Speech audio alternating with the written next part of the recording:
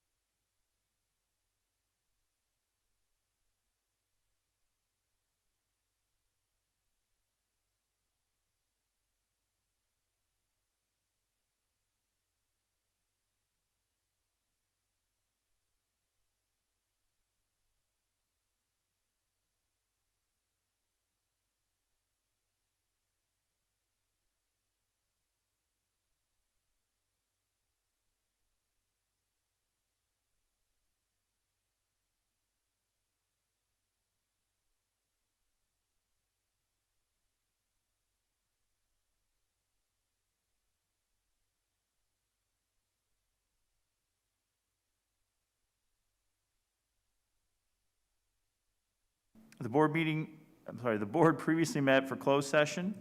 Board Clerk, will you please read the actions taken in closed session? In closed session, the board voted to release one certificated first-year probationary teacher from their teaching position pursuant to Education Code 44929.21. The vote was unanimous. We also voted to release one administrator from their administrative position pursuant to Education Code 44951 and reassign to Program Specialist 2, Special Education. The vote was unanimous. We want to remind the public watching that this meeting is being held pursuant to procedures established in Executive Order N-2920, issued by California Governor Gavin Newsom on March 17th, 2020. Coming up on that. In response to COVID-19, the public may view this meeting through RUSD's YouTube channel live stream and provide public comment through the links on RUSD website as well as the board agenda under item 2.1. Per Board Bylaw 9323 on meeting procedures and to allow the community opportunity to participate in meetings and to hear board discussion, deliberations, and voting on items, verbal public comment during the virtual meetings will be limited to 10 people at 3 minutes each or 30 minutes in total comments on one agenda item. This will allow the public a chance to hear the board's discussions and vote at a reasonable time. Please note that all written public comments submitted will be silent during the meeting by the board. Tonight we have Jordan Schneider from Rocklin High School with us as our student board member. Jordan, will you please lead us in the Pledge of Allegiance? Please rise for the pledge. Salute, pledge.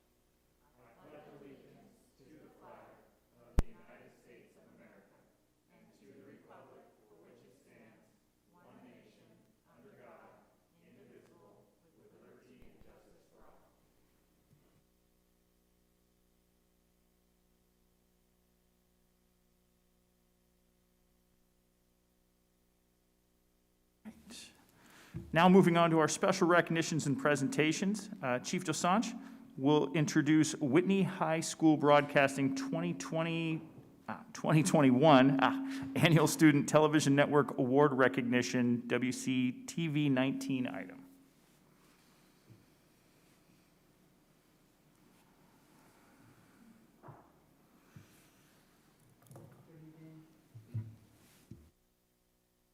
Good evening, President Counter, Board of Trustees, and Superintendent Stott.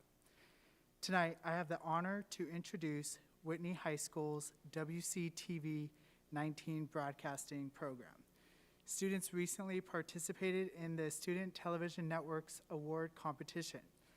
You may remember that students were in Washington, D.C. for last year's convention when it was canceled due to the pandemic. This year, Whitney High School got creative and produced their own award show right here in Rocklin, calling it the STN Rocklin 2021. This year, the broadcasting program received the following six awards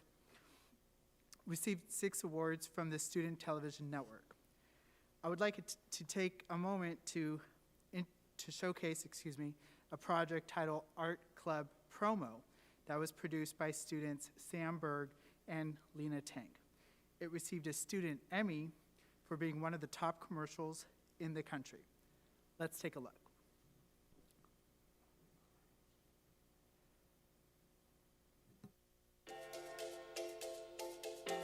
Imagine seeing in paint.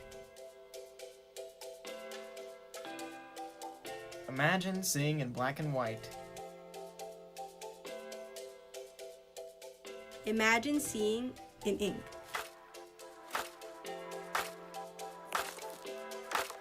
Now imagine seeing your vision become reality. Share your imagination with Art Club and the world.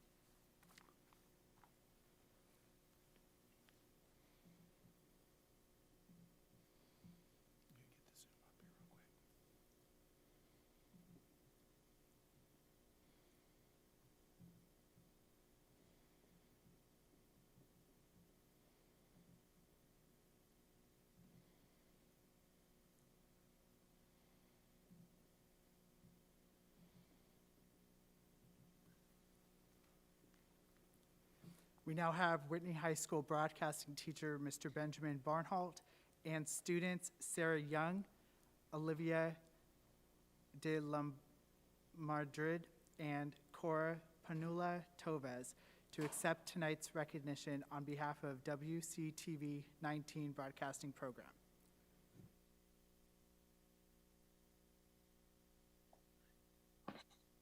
First, thank you guys so much for hosting us tonight.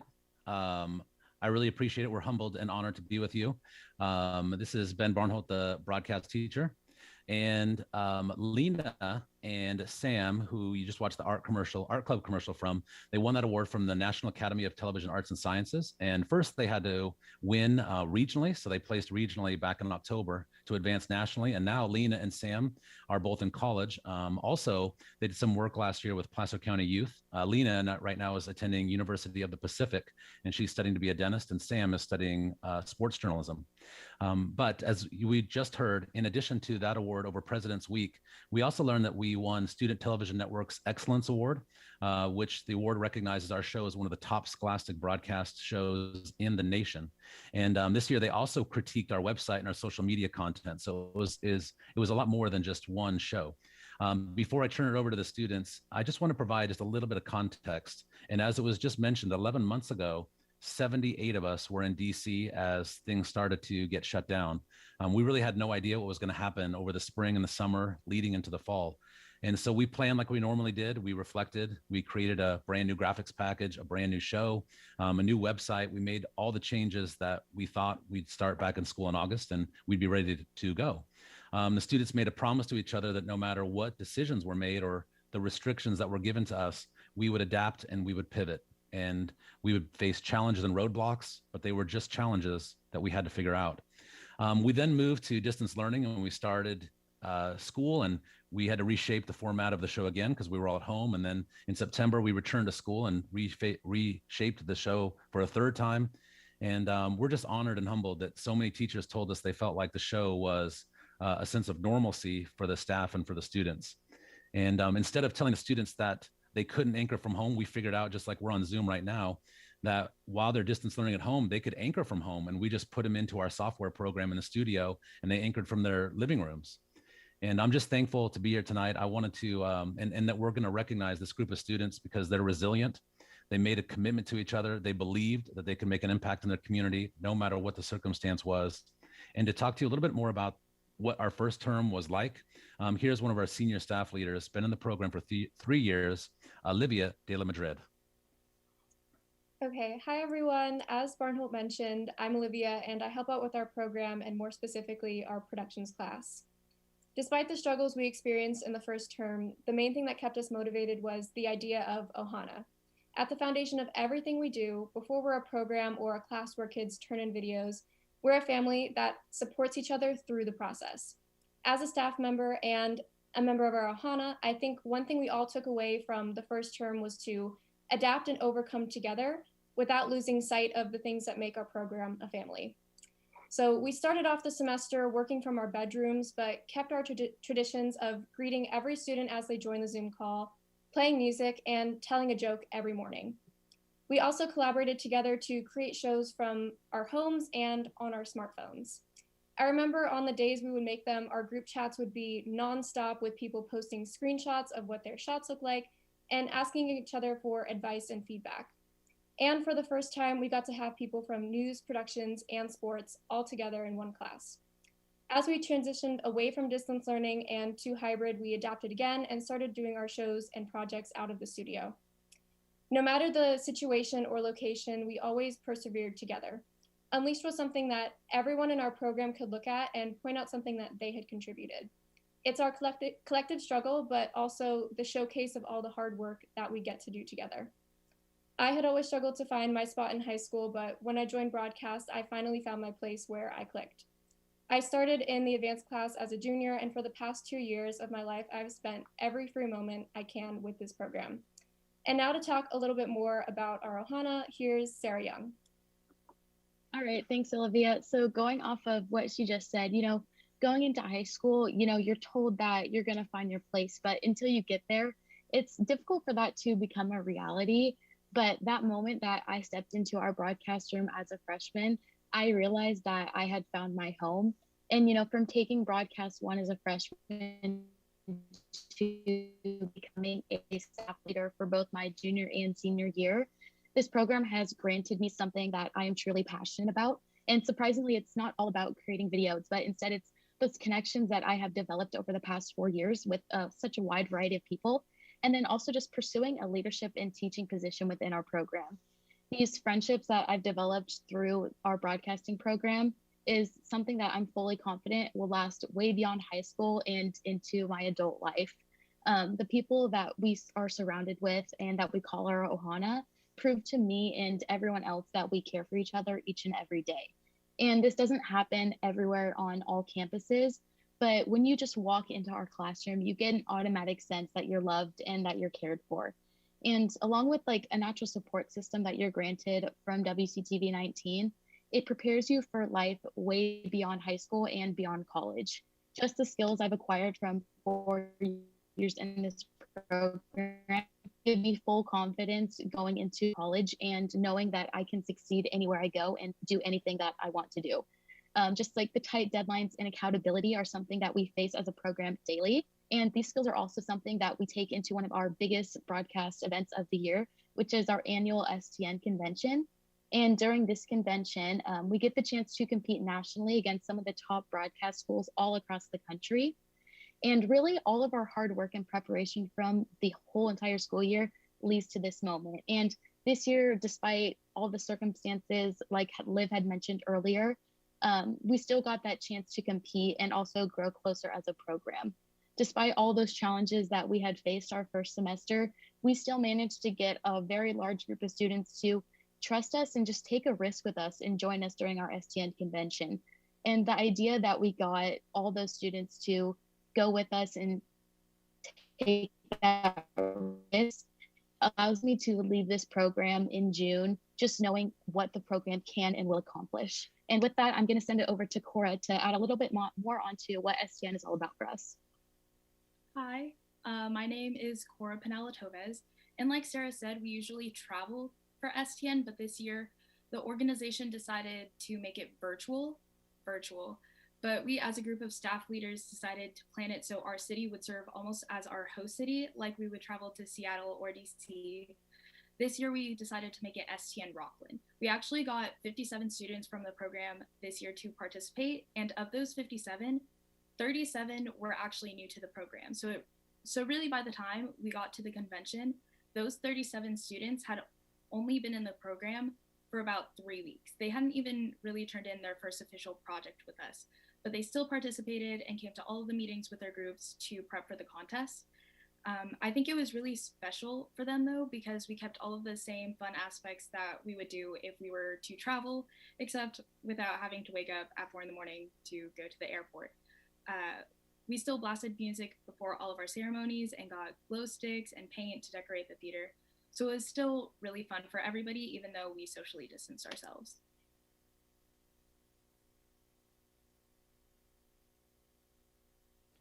Thank you to Whitney High School, and thank you, board.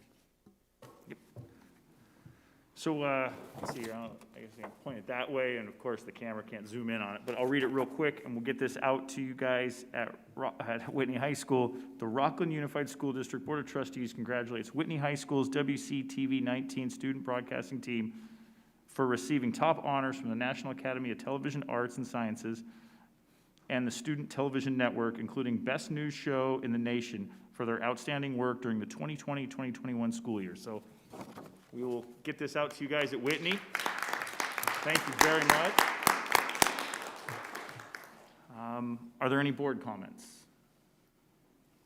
Yes, I want to congratulate them personally and also thank Mr. Barnholt for his leadership in keeping this positive and keeping the kids moving forward. And I just want to say how awesome it is to hear that you took it upon yourselves to practice Ohana and support each other and pivot every time you needed to and stay strong together and even encouraging new members. That is absolutely fantastic. And that's why you're leaders in our district. Thank you. add my voice, I was going to say exactly the same thing. Just deeply appreciate you. You're to be graduated. You're consistently doing amazing work. And Mr. Barnard, I do want to say to you that to me, the fact that two of the three kids talked about finding their place in your classroom and wanting to spend all their time in your classroom is worth more than 1 million awards to me, and I deeply appreciate what the culture you've created. And to the students, thank you so much for your incredible work. I'll just add, I really noticed and appreciate your attitude of adapting and overcoming hard work, working through challenges, supporting each other in the process, and your resilience. And that is awesome and such a great life skill to have. And you guys are learning it and practicing at a time that we've never experienced before. And so just really proud of you and appreciate your efforts. In addition, also a big thank you to your teacher, because he sent us some of the things that he was proud of, sent the board an email, and I love that. And I want to also suggest that for other teachers, that if you've got something great, please share it with us. We love to hear about it. And just a quick echo, everything my colleagues said. So impressed. In a time where many organizations and groups had to pause or completely wait, you pushed through. You not only showed resilience, I loved your comments about Oana family providing a place for students. Thank you. I think what you guys are doing is an encouragement to many, not only here in Rocklin, but I often hear from other districts about the great work that's happening through our broadcasting program. So thank you. I love that I get to brag on you. Thank you for sharing what you do. Thank you, Mr. Barnhold, as well. Your leadership is evident in how the students speak of you and speak of one another. So thank you. I just wanted to say, I know I'm from Rocklin, so this is like crazy. But that is really, really cool, and that just huge congratulations to you guys. That is incredible that you guys were able to do that through times that not many of us could have imagined experiencing throughout our lives. So huge congratulations to you guys. All right, yeah, and again, extremely proud. Thank you, Mr. Barnholt. Thank you, WC19 or WCTV 19 team. Truly amazing, again, and I know I say this all the time, but this is another one of those examples of why Rocklin is a great place to raise your family and educate your kids here. So this is just, again, thank you guys for doing all that, winning those awards, and keep up the great work. So thank you.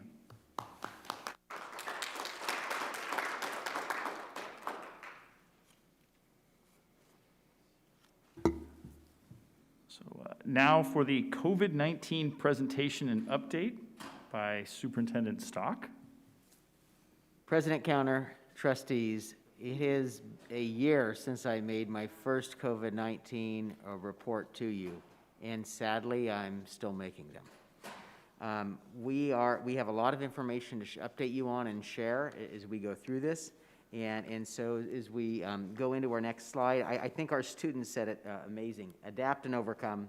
Flexibility is essential. And it's amazing that is just a great slice of what students and teachers have been doing throughout this year, and you can see the results in what those kids are achieving. So we, again, adapt to changing situations. Why we always put this next kind of graph up to just remind the board that what you've asked us to focus on as we navigate this is focusing on our students and our staff, that the physical safety, the student learning, and the social, emotional, mental health, and balancing all of those as decisions are made.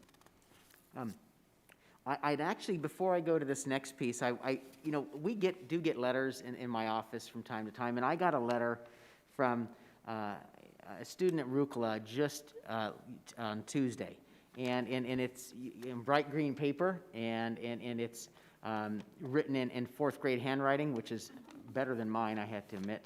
But it says, and I'm not going to just read this because this is, I think, a lot of opinions and out there, but this one really, I think, is important. Dear Superintendent, can you please make it so we can do the whole class together? I miss my friends because I got separated from them because of AM, PM, and hybrid. So I would really, really, really appreciate it if you could bring the AM, PM group into one big group. If you can, it would be appreciated. From Josh in fourth grade at Rukla. So we're going to answer Josh's, plea and question in our presentation tonight. But to me, it's endearing that Josh took time to write, and this is, I'll make sure he gets a formal written letter, but I wanted to, kind of acknowledge that this is the type of questions that our community has, not just parents and staff, but our students. So in our phased reopening plan that we have, the Board actually of Trustees voted, Josh, on December 14th to move us forward in our stages. And so actually, Josh, the Board, when they voted in December 14th, voted to do just that, which was to move us forward into a traditional schedule with some restrictions, which will bring all of our students back. So your 4th grade class will all be back together on April 6th. Again, there will be some restrictions in place to keep students safe, but they'll all be back together for the full day.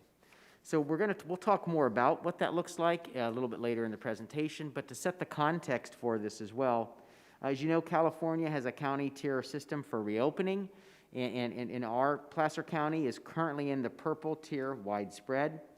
And that doesn't have any impact on school closures or reopening in our county because we were already open since September 21st.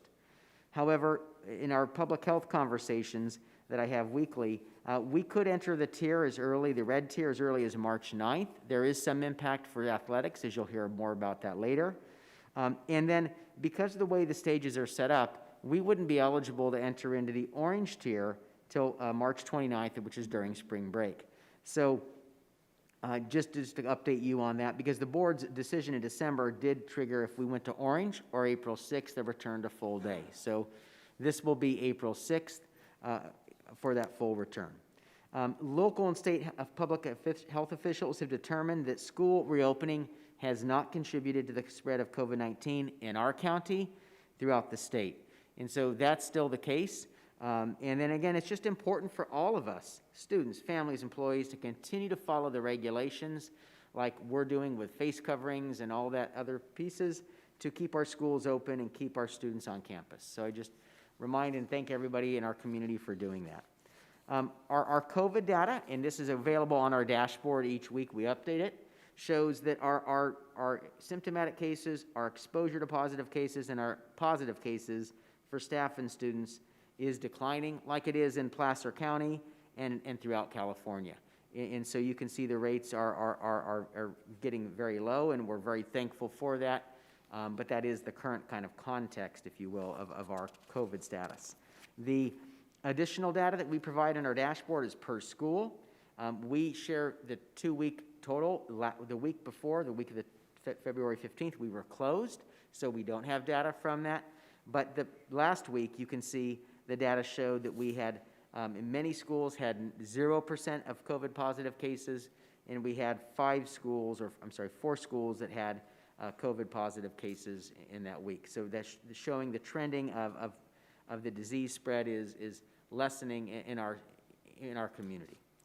And then Dr. McDonald is going to update us on staff surveillance testing and vaccinations. Thank you, Superintendent Stock. Good evening, trustees, President Counter. So in terms of surveillance testing, just a quick update, we continue to offer surveillance testing to all staff every 2 weeks. We've been doing that since January 15th, so 8 weeks now. We have about 1,100 eligible employees, and with that opportunity to test every 2 weeks, that equals about 4,400 opportunities over that period. We have actually done 357 tests. So what that means is we have approximately 8% of employees who are taking advantage of the surveillance testing, and that is to say we have plenty of capacity. So those of you who would like to test, we will continue to offer. Turnaround's great. It's a quick test, so it's there if you need it. Vaccine update, again, Placer County started making vaccines available to educators in Tier 1B on 2/1. There's a text number we've recommended for everyone. This is the first week since that started. We thought there would be this mad rush and it was hard to get appointments. It was like concert tickets. This is the first week where all the appointments were not filled. So I take that as a very promising sign that there is appointments available. It means we're probably reaching a saturation point for educators in Placer County, which is great news. Additionally, Governor Newsom late last week said he would set aside 10% of all vaccines in California for educators specifically. and they developed this amazingly complicated scheme to get these vaccine codes to us and gave us a lot of leeway time, about 12 hours to get that moving. So we actually did. So we received 47 vaccine codes from Placer County. We had about 280 employees register to receive the codes, and we were able to distribute those 47 vaccine codes to our employees. And we heard today that we will continue to get those codes every week, and we don't know the quantity that we'll get, but as soon as we get them, we'll be sending those to employees so they can schedule appointments. So between those two options, again, feeling very positive about the vaccination picture for our USD staff. So again, just to kind of highlight a little bit more, is on our stage 4 traditional schedule with restrictions beginning April 6th, kind of what that means. And I'm going to talk about the overview, and then both Dr. McDonald and Mr. Flowers will talk about a little more specific in elementary and secondary schools. So again, as I stated per the December 14th board decision, this was decided, and so we know that we had a lot of folks commenting and tuning into that meeting. But just is really affirming that we're moving forward in the work to meet that deadline. So all students will attend a 5-day-a-week full-day schedule. So that's what that means by full day. It's a return to pre-COVID bell schedules at all schools. So we know our families are very familiar with those start and end times. And then all of the guidance that the Department of Public Health will be followed. And that's things like face coverings are still required. They'll still be required. So we're committed to following all the guidance from the California Department of Public Health as it changes and evolves.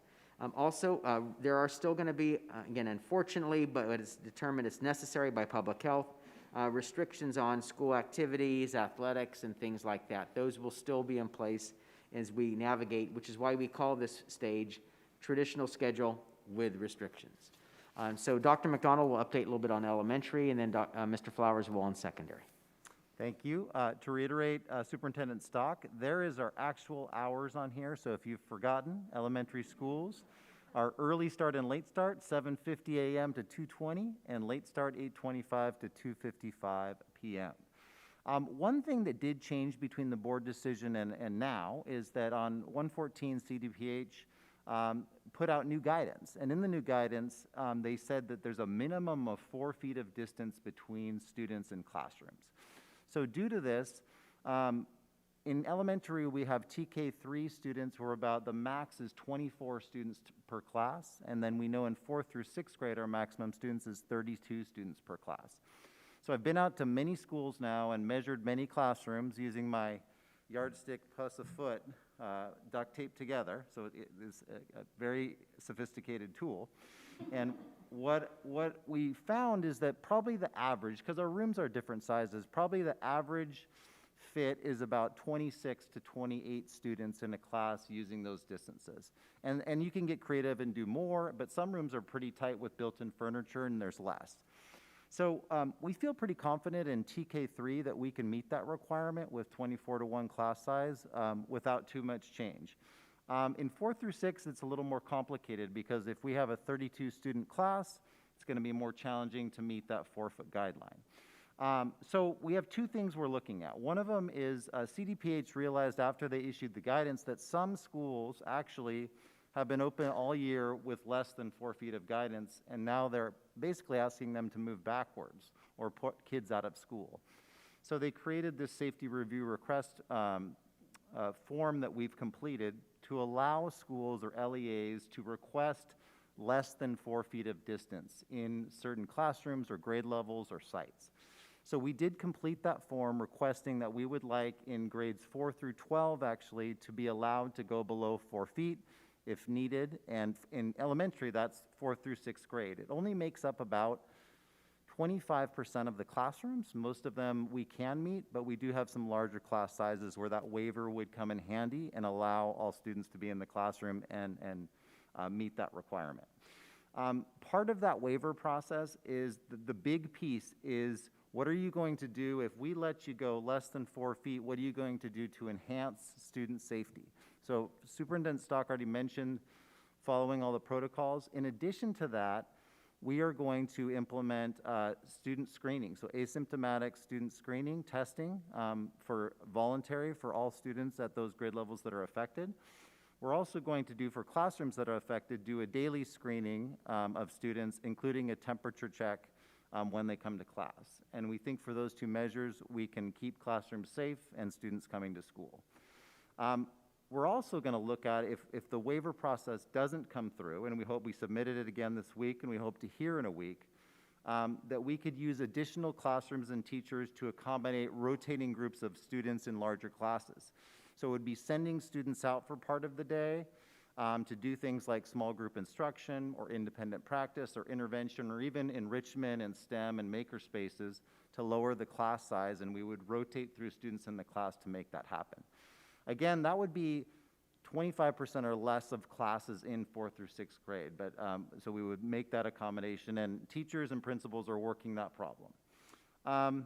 And finally, just additional safety protocols and processes are currently being worked on by elementary principals, because we know there are more students coming back on campus, and this includes how are we going to do lunches, how are we going to do recesses, what will transitions look like, and we do have good plans for that. We can do inside and outside lunches or in classrooms, on stages, so we can space students out because we know they would be unmasked and eating lunch, and we think we can mitigate that risk. And finally, as I talk about principals, I just really want to give our principals a shout out in elementary, because they've worked now through 4 changes, and every time they're kind of like, and then 10 minutes later, they're just working the problem and figuring it out, and they're always solution-oriented. So I just appreciate the team I work with. It's just a great group of folks and great group of leaders. Good evening, trustees. Similar to what Dr. McDonald mentioned, secondary schools have also been preparing for all students to return to campus 5 days a week under our traditional bell schedules. The times are located there. Each principal, and I want to take a second, like Dr. McDonald mentioned, just to thank our administrators for all the hard work they've done, along with our teachers, our counselors, everyone. We've all put in extra effort during this challenging time, but we're all looking forward to someday being back to quote-unquote normal. With that being said, I've been able to work with principals to watch every site and look at every secondary classroom based on these new CDPH guidelines requiring the 4-foot distance between students. It's been determined that 90 to 95% of our secondary class periods will not be impacted. And I want to make sure I explain that every class period. So administrators have looked at the maximum amount of desks that they could get in each class and the highest class in there. And we're working through that. And again, 90 to 95% of our classes will not be impacted. For those small percentage that may be impacted, it will be minimal, and a student may have to be outside of that class 2 or 3 times for the remainder of the school year. And I say may because our sites are also working on balancing class periods. At the middle school level, you have the academy model, so they would not be moved out of the academy, but they may be moved to a different period to balance that.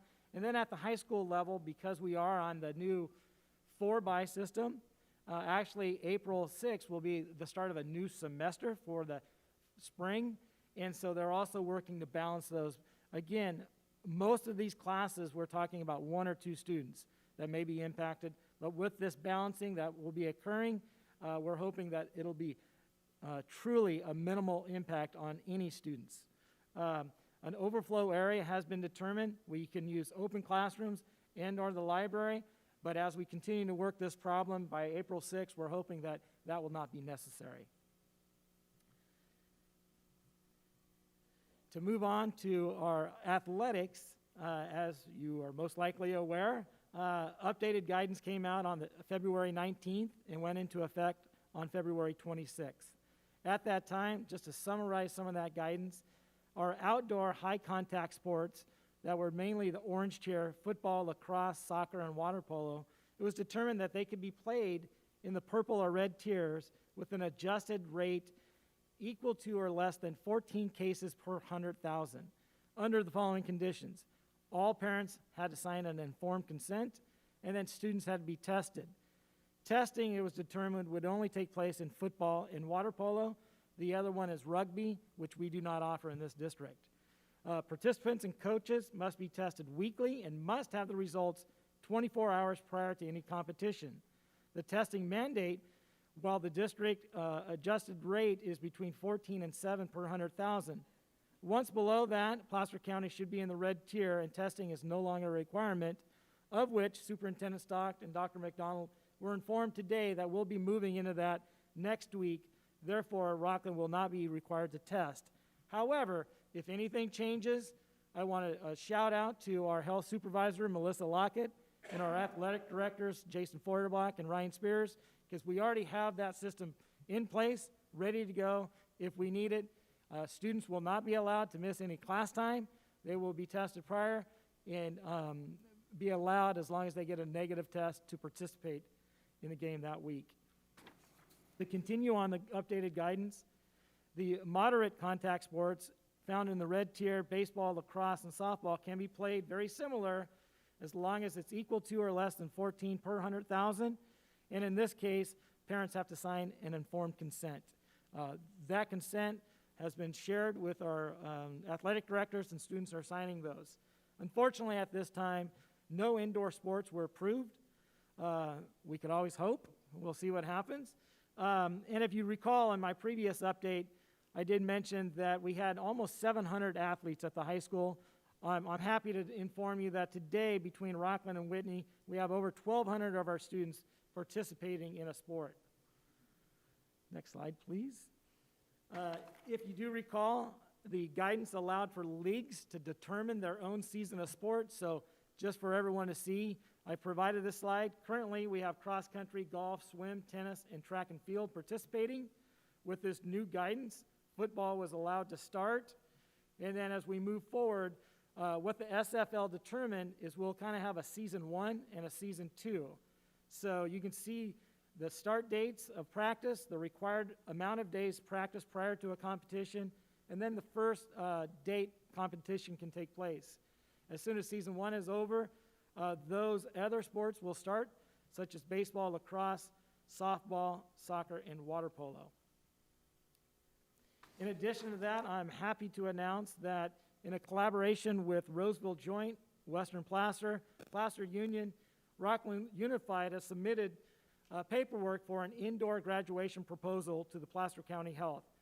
We all work together as districts in seeking permission to hold an outdoor graduation ceremony on our specific dates. Just in case you were wondering, Victory scheduled to go June 2nd, Rocklin June 3rd, and Whitney June 4th. We're very hopeful for this, and once we receive a response back from Placer County Health, we will be sure to share this information with our students and families, and we're looking forward to that sooner than later. So we typically in these presentations just kind of update the local kind of Placer County scene, if you will. And so just our current status, as you know, is AM/PM, and we've shared repeatedly, we plan to have all students on campus full-time. April 6th is our next move. The only other significant change since I've updated the board last on February 10th was that Loomis district started this week in a 4 days a week, all students on campus full-time. And then Roseville Joint High School District is working through the similar process on the safety mitigation process as well. But other than that, all other district status remains the same at this time. As I shared, it had been 1 year since I made my first COVID report, and I thought it would be good just to give a few perspectives here. As I mentioned, on March 13th was when we closed schools in Rocklin and throughout the state. Since that time, as of today, approximately 80 to 85% of California students are still in distance learning. However, through our collaboration, innovation, and dedication of our labor partners and each RUSD employee, our schools have been open for in-person learning for all students since September 21st. Another way of looking at that is our schools were only closed to in-person learning for 27 days this year, or 15% of a 180-day school year. We also have offered a full online option, RVC for families, since the first day. All of these pieces, the collaboration, the innovation, and the dedication, are resulting in better outcomes for our students, both academically and social-emotionally. And I know our community is very grateful for all of that, and we thank them, our students and our families, and of course, all of our colleagues in the district for all of the work they've done. And so with that, as we always close these, we are continuing to work and plan in a dynamic environment. No plan is final. I think, as we've heard many a time, we all know that to be true. And then our next step is to continue to implement our AM/PM as we move forward with our 5-day full students on schedule for April 6th. We'll communicate updates to stakeholders, collaborate with labor partners, and continue to learn and adapt. And what I can share is we'll be sending out some communication to the families from the district about the April 6th return, and then there will be specific information being followed up from schools in the coming days and weeks as well. So with that, trustees, that concludes our March 3rd COVID update report. Are there any board comments?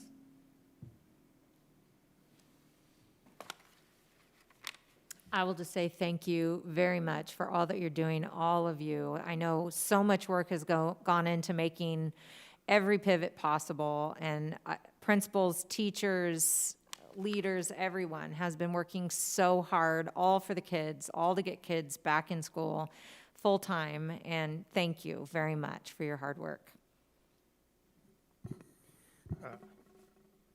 I want to echo my appreciation for the amazing work that's gone into this. I do have a few questions, though, as well.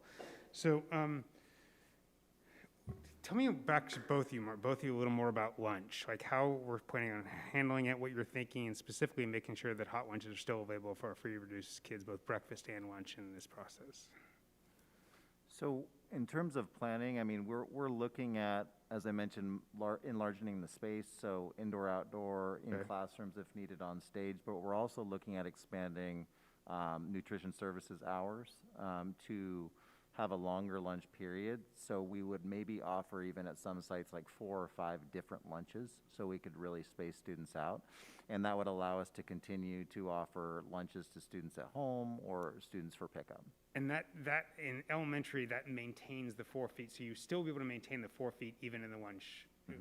And in fact, we are going to make sure that happens, is that right? So we're working on problems to make sure that 4 feet remains, and you'll likely still to stay. Are you staying with your cohort of classroom?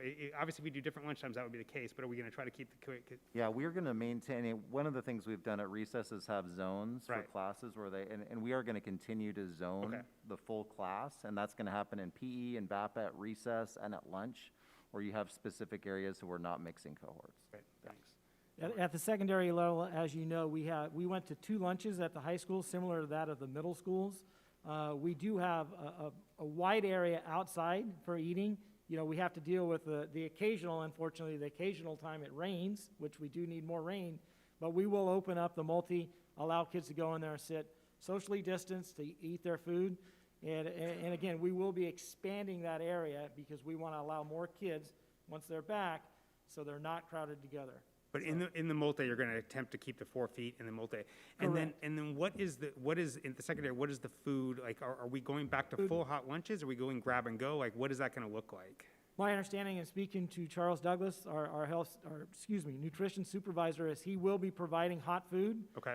They will have a number of areas they can pick that food up because our speed line is closed down like it traditionally is. But they do have a system where kids will be able to walk through there and get that food. They will not be entering in. It is kind of a grab and go, but just with hot. Very similar, but it's hot, okay. yes. Okay. And it will be prepackaged. It won't be like open salad bars and things we've had, so it will be safe. And in our previous documents, we've talked about food preparation and that all all remains protocols. The same, and that all will stay. Yes, that safety absolutely. protocol will stay. Okay, thank you. So let me make sure I understand it firstly at the elementary level. So at the elementary level, what you're saying, if we get the waiver, we will voluntarily offer testing to every student that wants it once every 2 weeks if you want. And then we are going to check your temperature. We are going to check the temperature of every child coming in. With those mitigating factors, we can go below 4. But I would imagine, though, even in that scenario, you said, I know it's in here, Bill, but it was a small number of classrooms 25%. So for the 75%, even if we get the waiver, we're still going to do the 4 feet distance in those 75% of classes. Is that correct? Okay, and we're going to keep all the other mitigating factors. It's only in those 25%, and those we will keep them as far apart as we can, but we will with those mitigating factors. And those are our few 4 or 6 classes that are like at 32. Yeah, right. So even at 32, we're probably talking about 4 kids above where we need to be. So it probably wouldn't be that much less than 4, but we would space them out accordingly. Okay. And then if we don't get the waiver, I actually really appreciate that. I think that's very creative. I don't like the idea of an overflow at elementary. I like the idea of a cohort of kids moving around for interventions. Nevertheless, if I'm a parent, I want to know. And so I understand there's lots of decisions to make, but can you give me we're pretty close to this happening at the end of spring break. When as a parent will I know realistically that my child's being impacted by this and will have to go to intervention if we do not get the waiver? I think we'll know that in the next 2 weeks, and then we'll be making plans about if we do have that situation where student groups have to go out, we'll be notifying parents in those classrooms to let them know what the plan is for those out times. And I give credit to principals who I said, like, you know, they got a lot of this information about that we're talking about today on Monday, and they came back to me with these ideas about, well, we do walk to learn anyways. Let's make this a walk to learn or a small group intervention or enrichment in the makerspace. Yeah. So I think there's some opportunities to do some good stuff. We want to avoid it, no question, but if we have to do it, we'll make it work and make it valuable. And so the idea, though, I'm curious how you move the curriculum. So you will have a small cohort out throughout the entire day. Well, there's lots of ways to do it because we could actually move kids through intervention groups like even hourly. I mean, it's just a scheduling problem. I mean, the easiest way I think about it is if, say, a class is 4 students over. That means every 8th day you'd have to spend a day at a class, and we probably wouldn't do a full day. We'd probably rather do like a half day so you have some contact with the teacher. We learned through all our models that contact with the teacher is really important. So have you in class at least half day, and if you have to go out for 2 hours for intervention and enrichment once every 8 days, I see. Then we'll make so I that. misunderstood that. So it is then the scenario that you will have individual students. It could be just one student needs to be removed from a classroom, or 1 or 2 need to be removed. And so those 1 or 2 we pulled out every so often, and then we'll have a tailored intervention to them based on that time. Correct. Okay. Correct. And you're thinking that would only happen once. How often did you say that would likely Well, happen? I mean, so if the number I gave is 26, is Right. maybe like the worst case scenario is you'd have 6 students who needed to go out at any given time. That's assuming no one's sick and that we can't get a couple more chairs in there. So in that case, you might have to go out a half day a week to do these interventions or maker spaces. So it's potential that every student, 1 half day, once a week, would have to be out over over the rest of the semester. Great. It's it would be on a no, I got it. rotation. We'd want it to be equitable, and the other way to, you know, it's not the best case scenario, but on the other hand, right now we know that students are school about 15 hours a week, and this would mean even with that outside of the classroom, students would be in a classroom 27 hours a week and maybe out for 3. Right. But obviously, it's assumed that the teacher will work with the intervention, that if they're missing core content, that they will make up that core content from outside the class, or if you're missing, or you'll deal with whatever it is that you're missing. If you miss VAPA, you'll deal with that. Correct. Okay, great. Marty, can you talk a little bit about it for the secondary? At the secondary level, again, working with the principals, as it stands at our middle schools, there's only 5 periods within the entire day at Springview where they're over the max amount based on the 4-foot. With that being said, that's saying that every kid is in school that day, but if that's the case, then the overflow plan, if they're not able to balance out the academy, which we're fairly confident right now we will be, to the point we're looking at 0 impact. If we're not able to balance out those classes, then we're looking at 1, at the most 2 students, and they're looking at using even an open classroom or a library, but still a situation where the student would show up. We would determine if all students are there and we do have to move 1 or 2 students. If that's the case, they will get the information for the class that day. Again, similar to what quarantine kids, the teachers can determine how they're going to provide that. They could stream using the document camera. They can provide videos. They can do a number of things. But we're fairly confident at this point, by the time April 6th comes, we will be able to balance those classrooms to where we will have minimal, if any, impact. At both middle and high school, or just the middle? At the high school, there's more. We're looking at Rocklin High School at about 10% of the classes. Okay. Again, max number in most of those classrooms 34, so we're talking about the highest class they may have is 35. Yep. So assuming every kid's there that day, they would do something very similar. Yep. But as we go through and balance, especially at Whitney High School, we're confident at this point it's going to get down to a number minimal at best. And is it also, is that saying, everything you just described also contingent on the waiver the way the elementary Correct. is? That's- So could the state, is it, we're applying to the state for a waiver or the county? Department of Health. The State Department of Health? So I appreciate the ambition around K-12. Is it reasonable to expect the state could come back and say, yes, K-6, no secondary? Or will they say yes or no blanket?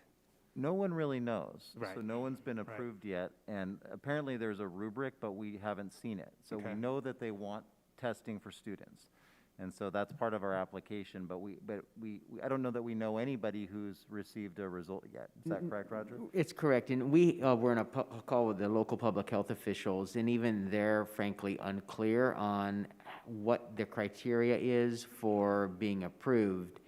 And we have been told that testing, offering surveillance testing for asymptomatic students is a requirement to go beyond the 4 feet. Beyond that, we don't know. We've also heard rumors that it would be an iterative process, that they might ask for more information, and we could have a dialogue about how to meet those requirements.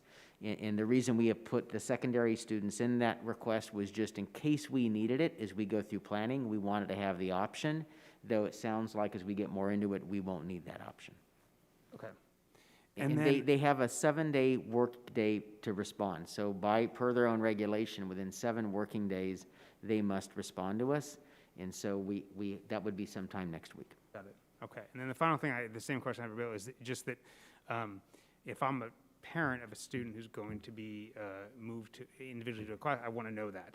So do you think also within 2 weeks it's reasonable that we should be able to let parents know that, or students know that who are going to be Yes, impacted? administrators are ready. They're waiting for this board meeting to happen. We're continuing to work the problem. They will be sharing that information. In addition to that, just hot off the press, I'm glad to see that our Director of Nutrition Services is watching the board meeting tonight. He sent a text to please let the board know that all meals are available and free to all students until June 30th. So, thank you, Mr. Douglas. Thank you, Mr. Duggar. Although I'm worried that you're watching the meeting, but I appreciate it, and that's awesome. All right, so the final thing, just as a statement, not a question, is that I just want to also say my appreciation, a couple things. One, the vaccines it's amazing, and as you know, someone my wife got it, it went great, it was a great process. I'm embarrassed. There's a phenomenal local pharmacy that's really working hard to educate her, and my wife went there. It was a great experience. I wish I could remember. I will come back and say it because they're rock stars, and they deserve a lot of credit. But across the board, the vaccines and testing, and the reality is that I work statewide. Placer County is way ahead of the rest of the state in terms of vaccines, how they're getting out of and it's to great credit to the county, and I really appreciate their great work. It's made a huge difference, so thank you. I was just going to point out for families, we're going to communicate to them if they are in an overflow situation.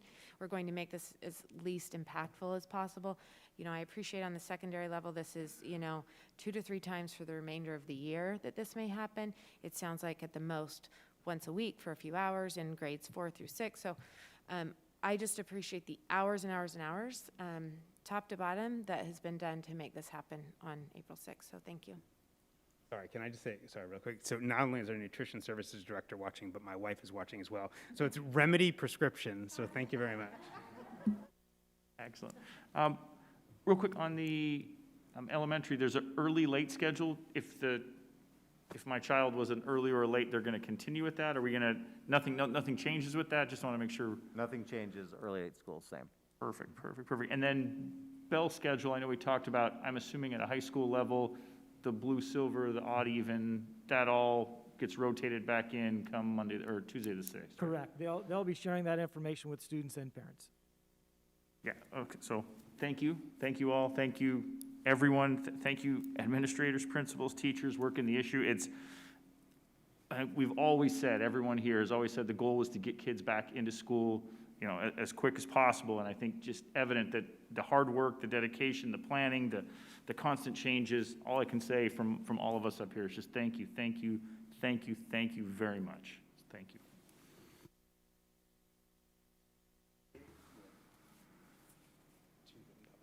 Okay. So are there any Zoom or public comments? President Counter, there are 2 public comments. Sylvia?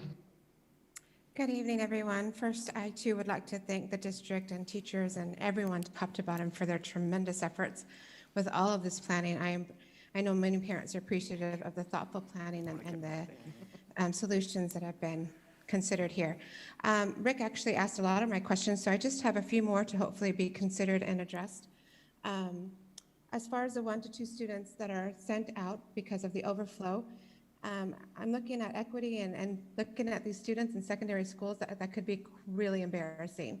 So would it be beneficial if they are an overflow to select a bigger size group? So if maybe 10 go out or maybe 5 go out so they don't feel so isolated.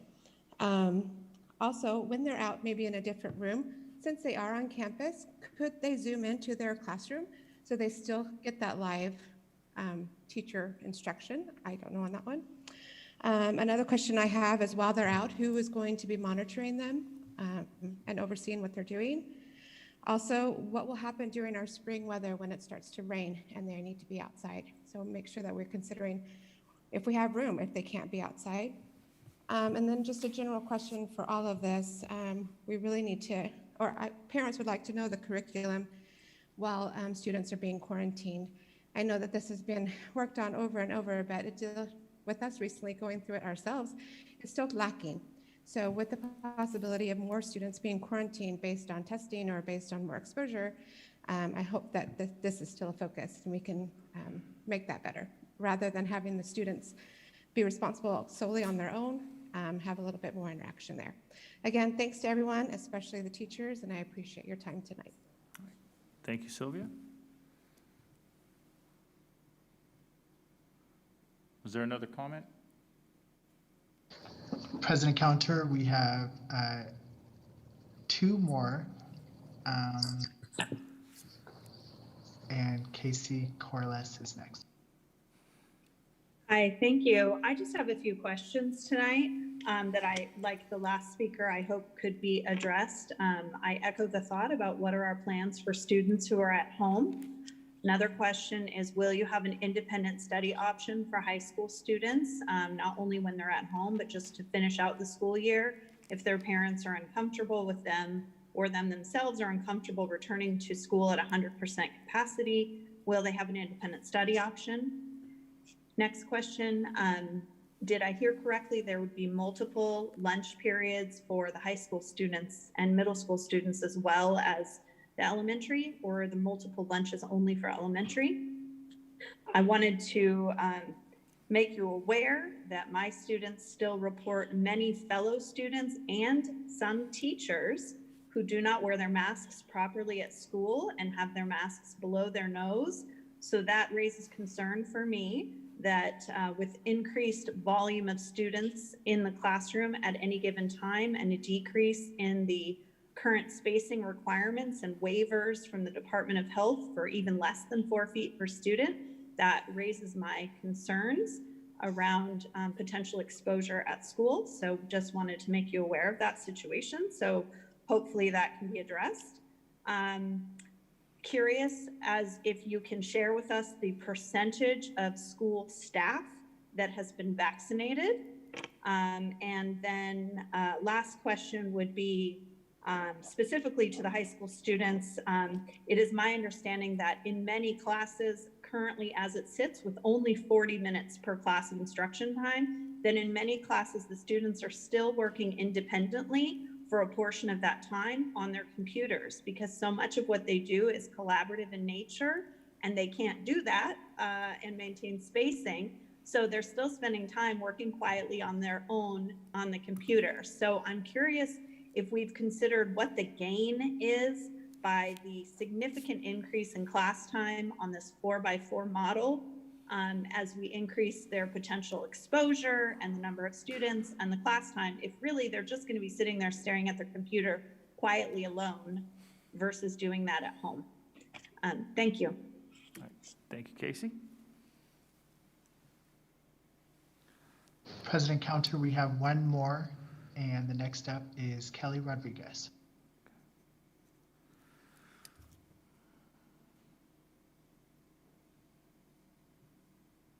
Kelly, please unmute.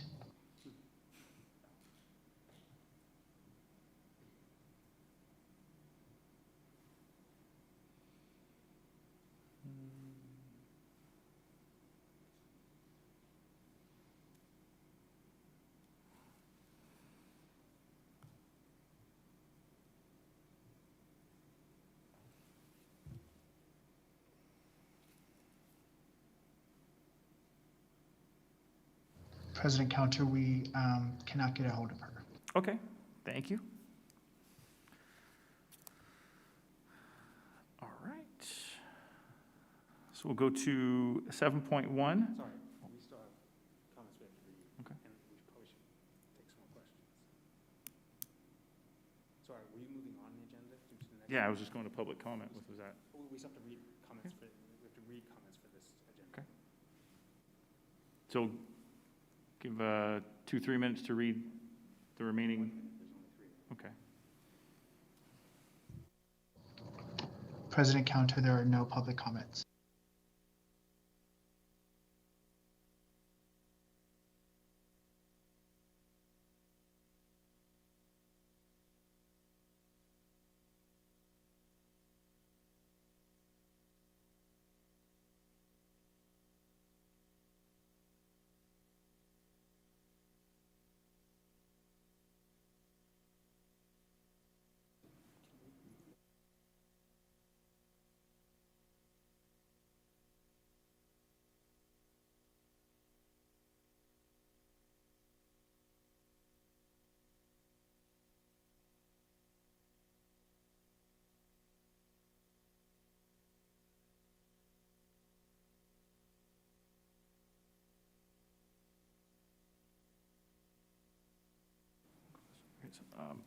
Moving now to public comment on non-agenda items. This agenda item is included to give anyone in attendance an opportunity to ask questions or discuss non-agenda items to the board. The board is not permitted to deliberate or take actions on non-agenda items, but may refer the matter to staff members for follow-up. A complaint about a specific employee of the district shall be made to that employee's immediate supervisor or the principal as required Administrative Regulation 1312.1. Guidelines for submitting public comment are available under Agenda Item 2.1. The public may submit a verbal public comment via live Zoom or a written public comment. There's a 3-minute time limit. Written public comments will not be read aloud during the meeting, although the board will pause to read comments during the meeting. I apologize, Chief Dosage, I'm sure you're going to say it again, but if there's any Zoom verbal public comments or written comments on non-agenda items.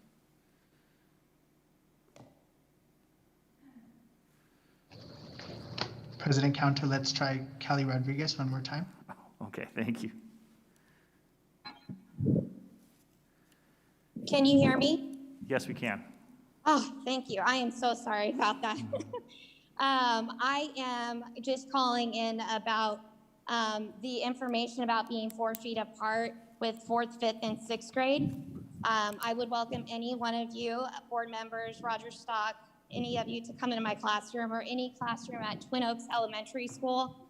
I have my class set up right now for this, knowing that this is going to come in April. And if you fit, all I can fit is a 4x5. If you have to be 4 feet apart. So if that waiver does not go through, a 4x5 is 20 students that would fit into my classroom. I am in a middle classroom, not in a portable, so it is that size, which would be 12 students out of the classroom, not 4 to 6 that is being said in the meeting. So I just want to bring that to the attention because 12 students out of the classroom is a big difference from the one that's being said right now. So please take that into consideration. If that waiver does not go through, that's quite a few kids out of my classroom, creating not a great environment. So I just wanted to bring that to your attention. You're more than welcome to come in my classroom and see that fit if you would like.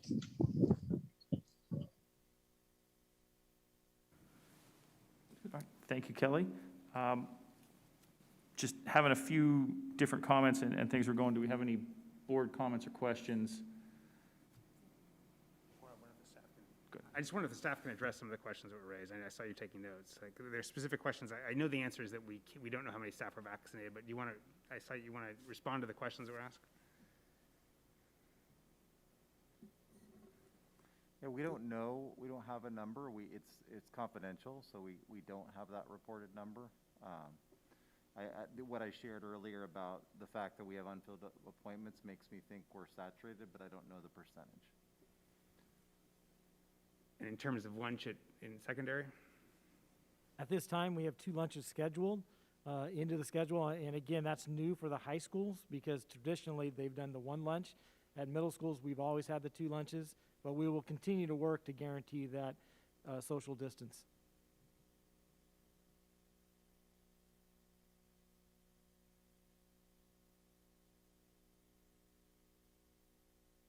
All right, thank you. We're moving now to our employee organization reports. We have Chuck Haddix, CSEA President, joining us via Zoom. Welcome, Chuck. Good evening, President Counter, Board of Trustees, and Superintendent Stock. Can you all hear me fine today? Thank you. Back in February, I brought up some safety concerns and overtime issues and working out of classification taking a toll on members. Since then, Tony and HR, my CSCA labor rep, Jeff Kirby, and I, we met to discuss the issues brought up during that board meeting, and we were able to come to an agreement on those issues. So, I mean, for the majority of it, it's settled. We are still working people out of classification, though, and it is taking toll on people. So I just want to bring that up to your guys' attention again. Having the grounds guys come in and vacuum in the mornings and stuff, and then having to catch up on their things. It is taking a toll in that department and amongst other departments as well with what they're doing. But all in all, it's all been settled, and I appreciate your time on that. So thank you.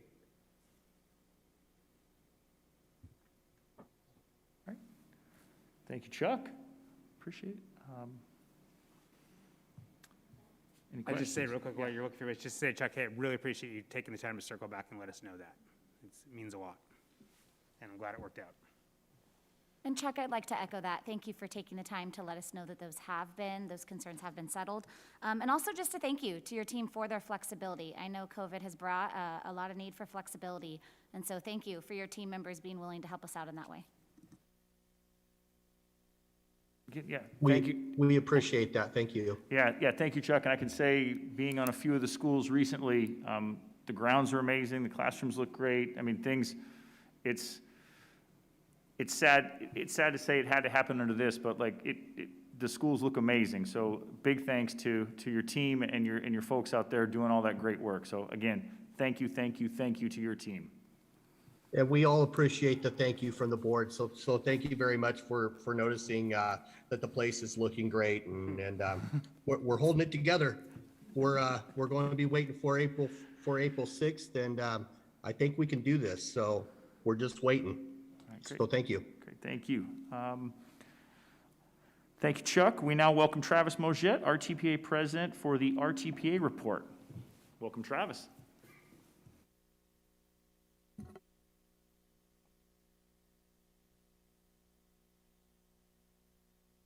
Green light means on. Thank you, Board of Trustees, Superintendent Stock. I want to address, if I can, Bill brought up lots of things, not just Bill, but Roger, our COVID update, kind of where everything's at. So I'm going to kind of try to hit this from 3 different angles. It's a lot. I talked to my team tonight. They're like, you're going to be up there for hours. I'm like, I'm going to try not to be. I want to be home before tomorrow like the rest of you guys. But there's a lot of information and hopefully some conversation we can have in that process. So First off, I do want to again, like we did last meeting, send a huge shout out to Remedy Pharmacy. They have been an amazing partner. The family up there, the Patel family, just great, amazing people, but helping not just with staff, but they're extending that to community members and staff households, people that qualify in the tiers that are eligible to get vaccines right now. Anyway, just a great partnership. Like we heard earlier, the county has done a much better job getting things rolling in the last week or two as well.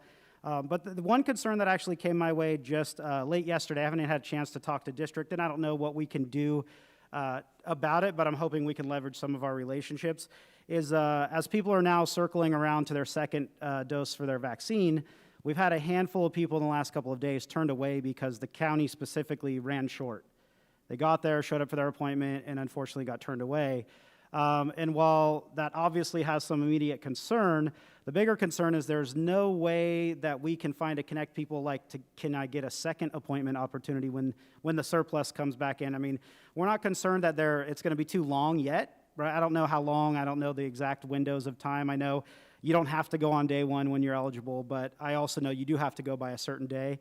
Again, don't quote me, I'm not a scientist, but Rick, you look like you're ready to say something. Well, and I know this happened. So when you show up and they don't have a second, they just send you home and they say, keep checking for another appointment? Well, no, that's the problem is they just sent them home. The way the second round appointment works is you get a specific email link because you're already in the system.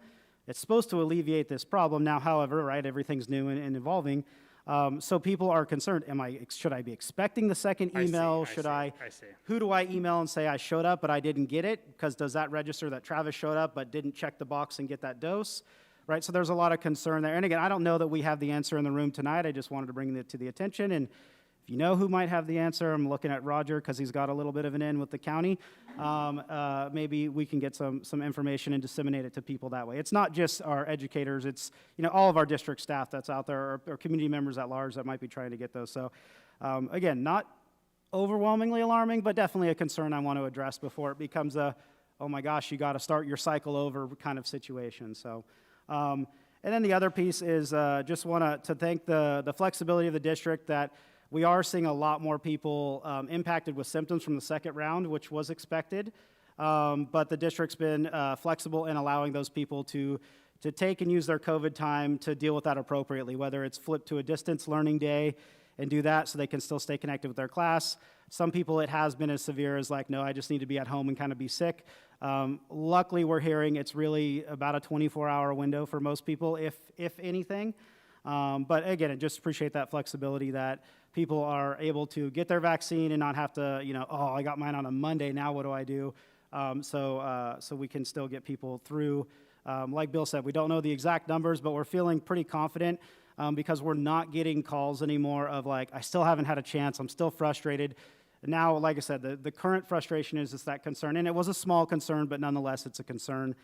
Because we don't know how many people are in that boat. I just know a handful that have reached out specifically. So appreciate the efforts there, and hopefully we'll keep, again, that's one of the many pieces and layers to this onion to get things back to a safer and better environment for all of us. So that's part one. Like I said, I'm kind of go in three parts. The next piece is a lot of questions, and I appreciate the callers, the public comments around the update around April. I know there's a bazillion questions out there. I appreciate Rick, that you were able to let some of those questions get answered right here and there. And then, as questions become more available, that we're going to communicate that out to families and staff as well. One piece that I definitely have some concern with is around the waiver. So Superintendent Stock commented in his update, our plan is to follow the guidance, right? Follow the guidance, follow the guidance, follow the guidance. However, if we can get a waiver, we're not going to follow the guidance, right? That's kind of my concern. Like, we're sending a little bit of a mixed message. And I'm not saying, and I don't want to put words in Superintendent Stock's mouth, I did not hear him say the waiver makes us not have to follow the guidance, but it definitely lets us change the guidance. So I think there's a little bit of a mixed message there. And the reason I bring this up is the waiver has an intent that's specifically written on it, which I don't think we actually qualify for. And I have concern that we're using this waiver as a crutch to do what we want versus maybe what we should be doing. So let me give you the context. It's the very bottom of the waiver, if you ever get a chance to see it. You can read it right on there. It says, Placer County Health understands from CDPH that the intent of this form process is to maintain, not expand, instructional models for those schools already operating at less than 4 feet. We're not doing that. So in my opinion, and that of many others, the waiver wouldn't really be something we should be looking at doing, because we're looking for the waiver to be applicable when we expand and move into a more full-day model, more students on campus at the same time, which is going to force us in some situations, as we've heard, to less than 4 feet as a reality in our classrooms. So it seems like we're using this waiver maybe not what it's literally saying it's intended for. I have bigger concern that the health officer signed that right off when it's their language and they approved right under the box. I mean, they're literally right stacked on the paperwork together. And again, we're using the waiver to expand, and we're using the waiver to go to less than 4 feet. We're not doing that in the district right now. So the model we're in, while I understand it maybe isn't preferred and there's other models out there, we're trying to use the waiver to do something that in itself it's not intended to do. So just like an area of concern, as well as some other things. So some other things with this kind of, what do we do if we get the waiver? What if we do if we don't get the waiver? I really appreciate Mrs. Rodriguez, who is an amazing 4th grade teacher. If anything, just go visit her because she's a great personality. But talking about inviting board members in, because as the comments and the updates were coming about what class sizes are at and what class sizes might need to be at, my phone's lighting up like a Christmas tree. Well, come see my room, come see my room, come see my room, from all grade levels. I mean, most of it was specific to the 4th through 6th grade, just because that was a specifically focused or commented area, as well as secondary. I don't know of anybody in my department at Whitney High School that has class sizes less than 34. And I appreciate, I don't think there was a promise that it's perfect and it's working. But what I try to think about is, even if it's only 5 to 10% of kids or classrooms that are impacted at secondary, or even if it's only 2 to 4 kids in a classroom that are impacted, put yourself in the shoes of that kid or that parent, right? It only takes one. If it's my kid, it doesn't matter how many others are involved. It escalates that, right? And I think that's something we need to be very cognizant of. When I think of the high school solutions to this, and middle school as well, that kids are going to have to shift, right? They're not going to change teachers, but they're going to change periods. We're talking the last quarter of the year from hell already. And you're going to say, hey, Jordan, by the way, you get to keep your teachers, but everybody in the class periods you're familiar with, that's all changing come April 6th. Pretty sure he's going to have an opinion about that. And that's just one example, right? So yes, they get to keep their teacher, but their schedule is going to change amongst how many dozens of changes have these kids, have these staffs, have these classes as a whole already dealt with. I just think it's something to reconsider, as whether we get the waiver, that's an option. Whether we don't get the waiver, that's an option, right? These solutions maybe aren't the solutions that we think they are, or we at least need to be transparent in what's going to happen if that is the solution that we have to land on. So, because again, I don't think the simple, you're given second period English instead of first period English is going to go over as well. And even if it is only a small percentage of students, it is still a percentage of students. It is still a percentage of staff members, right, as well as campuses that if you look at where all this might impact. So definitely some areas I have a lot of interest in, and I encourage you board members to dig a little deeper in to see what the true impact is, because these aren't numbers on a paper. These are students in a classroom. These are teachers in front of a classroom. These are programs of instruction, right? There's a lot of variables that play into these things. And again, I don't think you guys have discounted that, but just something I think we really need to think long and hard about before we jump into that decision of whatever path the waiver or non-waiver might lead us down.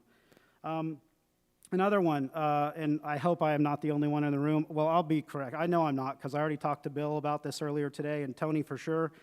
But this idea of overflow. I mean, the word equity is one of the first of many that are probably in my head, not to mention litigation and fairness and just all of the reasons that overflow or putting students of any number, whether it's 1, 2, 3, I think it was as many as 6 in a worst case, into a separate environment for half the day, for the period, for whatever the result ends up being because the class is too full. I just don't think that that is a good solution to any of these problems. I really appreciate one of the callers that mentioned what that does as far as just like the psychological damage that comes from that. Why am I the kid? Why am I the, right? No matter how much we say it's random, and it is random, it doesn't matter. Everybody, right, when you're put in that isolated or that outside, in this case, literally outside group, there's some social emotional baggage that comes along with that, that decision and that choice. So the other piece with that is if we're putting students in overflow areas, what do these look like? I don't know of campuses that just have a vast amount of random open spaces all the time. We don't seem to have a whole lot of adult supervision just waiting at the ready. So I assume there's going to be an added cost to supervision of some kind. And then a big concern, especially in the elementary world, is once we start building overflow spaces, if that's the path, are we now starting to mix cohorts? Or are we really just going to take 2 kids from Mr. Mojet's class and they get a dedicated adult and attention, and then 3 kids from Mrs. Price's class get another dedicated, right? Or I'm assuming it's probably going to have to be more of we're going to have to blend those groups because we don't have the supervision or the resources to support whatever's going on. The other piece too, just for the clarity of mixed messages, is we heard tonight that those overflow groups might have opportunities of small group intervention, enrichment. Great idea, totally get it. What we're hearing at the site level is that it's going to be independent work. It's going to be packets, it's going to be, you know, whatever thing that you might be able to hand to a kid to work more independently, because we don't know who or what is going to be supervising or overseeing that setting that overflow environment might be. So just a little bit of a mixed message. Whatever one we're doing, let's just be transparent. If it's going to be enrichment, we're going to put the resources in there. That's awesome. I think that's a great solution. But let's tell everybody that and let's have a plan, because we're hearing 2 different messages from the staff end and from the public end right now. Some other pieces around that, is when we look at class numbers, and I guess this is more of a question. I'm not asking Dr. McDonald to answer it right now, but just a question to kind of have, is when we look at class numbers, and we're thinking, you know, we don't have any classes bigger than 32, which I disagree. I can't speak firsthand, but just because I got a lot of people that tell me they send me their rosters if I need them. But did those numbers also include the push-in students from special education? Because if I'm maxed out with however many can fit in my room, I've already got 2 or 3 in my overflow, and then my push-in kids show up, are they automatically now in overflow because they're special ed and they only come in 30 minutes after classes started, or for the first 30 minutes, you know what I mean? So there's going to be a juggle there. And again, all of these equity things that start to come in mind, and I could go on, like I said, I could go on for hours. I'm going to try not to. But these are some big items that we haven't addressed. We haven't talked about. We haven't, at least as a collaborative, which we hear about is that continued working with our labor partners. This hasn't been discussion with the labor partners that I'm involved with. So hopefully it will be, and hopefully we have better solutions. But again, whatever it's going to be, let's just be transparent from the get-go, for the sake of the employees, for the sake of the students, for the sake of the parents and families that are affected by these decisions. And then as we move through some of the ideas around this full return, all kids, full day, we've heard over and over in our COVID updates that you know, the state, the county, the whoever, they all agree that COVID is not spreading on our campuses. However, we've also heard that they also agree that it is spreading in sports and social gatherings, and right, the large group, less distancing, less mask wearing kind of settings. Well, if you've ever been to especially a middle or high school, that's what lunch is. So if we're going to have these big, you know, even if it's only half the campus because it's 2 lunches or however many it ends up being, we really need to think about, like, is that the best use of time, or is the model, and I don't like the model or the marathon style of Roseville Joint, but they're doing a similar model where they're getting all the instructional minutes, but they've removed the risk or the added challenge of lunch. So again, I'm not saying that's what's best for us, but just something to consider. I think there's a reason that they did that. And I know there's other districts that have done that at other age groups and other levels, but if that's going to be the area where we might have the added risk, and knowing that with everybody in the room and less distancing in place, when there is an exposure or there is a positive, it's going to have a bigger ripple, right? The impact is likely going to increase when it comes to quarantining and those kinds of things. If there's areas like a lunch that we can pull off the table where maybe we're mitigating some of our potential for that exposure, then maybe that's something we look at. And I don't think that's what anybody wants to do. Nobody wants to be in 4 80-minute classes in a row and then go home. That sounds miserable. But if it keeps our schools open and it keeps our kids in school more or less likely to be quarantined, again, it just might be worth something exploring. And it still does provide that full day of instruction. Unfortunately, the social stuff is the things that we have to compromise on. but that's not a new or surprising thing for most of us. So just an idea there. Again, I'm not here to negotiate or discuss schedules, but I think these are all things that definitely need to be explored and might help with some of the other challenges that, that may come our way that we have or haven't thought of yet. And then, like I said, I'll move on to my last topic, which is everybody's budget. Our favorite is the budget. So we've been hearing for at least a few weeks now that there's a major budget crisis, and we've got to look at how can we do some reductions. Where can we make reductions? We had made official reductions last year that carried over. There's some stuff on the agenda tonight that's going to be voted on after the presentation at our last board meeting of what budget reductions the board would consider, what were proposed, and then you guys are going to take action on that tonight, as you know. So some areas of concern with that is we hear about these budget crisis and these budget reduction needs almost every year, it seems like. But historically, we've never seen the reserves reflect the gloom and doom that was painted. So I just want to make sure that when we talk budget reductions, we're actually consistent and that we actually see that that reduction was necessary when we said it was going to be. And I know a lot of it's projection and there's some speculation, so it's never going to be perfect all the time. But what I get the most concerned with is when it doesn't show up, it just never gets talked about again, right? And I really appreciate Julie's question last meeting is, what happens when we don't end up in that terrible situation? The reductions, the cuts, what happens to the resources? I really appreciate you challenging or questioning that, because I always wondered the same thing, because it feels like what happens is the reserve just gets bigger and everybody's just supposed to forget about all the pain and suffering and reductions and sacrifice that was made across the spectrum to get us there. So I'm going to keep asking that question, is when we don't get there, what happens? Is there a retro clause of let's bring people back? Unfortunately, we've usually burned bridges with employees we've had to let go at that point. Is there salary and benefit compensation that can be retroactively put in there? These are all things that as board members, we have the opportunity through board policies and practices to put into place as kind of automatics and take some of the contentiousness out of it. So that's just some areas there. The other concern I have is why does it seem like Rocklin's the one that's always having the budget crisis? We're hearing day after day, especially over the last couple of weeks, Roseville Joint just settled salary and they're getting compensation and benefits increase. Loomis settled, well, you settled last year for a 2-year deal, but they're seeing salary increase this year. Western Placer, everybody around us is seeing some sort of increase. And typically it matches or goes along the lines of COLA, right, the cost of living increase, which we know has fluctuated from where it was forecasted or projected to what actually came in, right? There's been various pieces to that equation. But not only that, we're also hearing from districts that they were able to not only compensate their employees in a traditional raise or benefits increase, they were also able to find ways to, and I hate to call it this, but to give them a COVID bonus, right? Or a little bit extra of, most of them it's been this has been the year from hell, here's a stipend, thank you for not walking out the door or just throwing in the towel. And we hear all meeting long how great Rocklin has done. We're leading the way. We've been in school more days than anybody around us. We are a district, as we saw according to the COVID update tonight.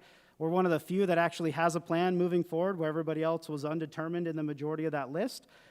So we're still forging ahead, but somehow we seem to be behind on the financial side. So I know there's different formulas and how districts are funded, and there's some districts are going to get money that we don't. I totally understand that. But it seems like other districts get money and we don't. That's the difference, what seems. So there's a lot of questions around that. There's a lot of concern around that and inconsistency in that process.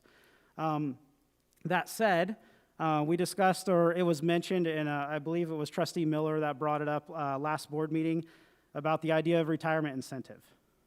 A great idea, right? You reward your veteran teachers with entice them with an early opportunity to go on to whatever chapter is next for them. To be frank, I was completely disappointed with and I don't even want to call it a retirement incentive because I don't think that's what it was. There was an offer made. I'll give the board and the district credit for making that happen, and we do plan to counter that offer. But I'm hoping that the board has authorized some version of this that is actually incentivizing, because offering people a minuscule bonus or stipend to retire early or to announce early retirement, that's not what's going to get us to that goal of getting, not getting rid of, because I don't want to disrespect people like that, but of incentivizing our veteran teachers to maybe retire or be able to retire a little bit early, and help us maintain the youthful people in our organization that we can invest in and grow and keep through the years like a lot of our veteran teachers have been with us. So I'm hoping that if the offer we saw, and I'm assuming the board members are aware of that, and if not, I encourage you to reach out and we can talk more specifically about that. But I hope that there's more room and willingness on it, and I understand that the ball is in our court to have that conversation right now, but a real retirement incentive is something that it's got to be a carrot that's worth reaching, right? It's got to be something that's worth looking at. And to be, like I said, to be frank, it was more disrespectful than anything. I don't think that was the intent of anybody involved in that offer, but that's just the perception of what it was. People that have put a lot of their life, if not their entire professional career in the district, to have the offer that they got was just, it didn't have the effect that I think you were hoping or intended it to. And then lastly, when it comes to budget, I appreciate the effort or the presentation of effort around keeping any cuts as far away from the classroom as possible. I do think that there's been some good effort in that area, but I'm deeply concerned with, we saw a presentation, I think we're going to see a little bit more of it tonight. A lot of the cuts in that presentation do look to be away from the classroom, or at least from a direct impact on the classroom. However, also on tonight's agenda is a resolution to release 27 plus full-time spots in the district. I don't care how you slice it or how you package that is a direct impact on the classroom. So 27 people, that in retrospect or in perspective is about an elementary school's worth of staffing. Now the numbers, if you look at the resolution, again, board members, I'm probably not telling you anything you don't know, but that's divided about half and half between elementary and secondary. But you know, we talk about we're reducing FTEs this many.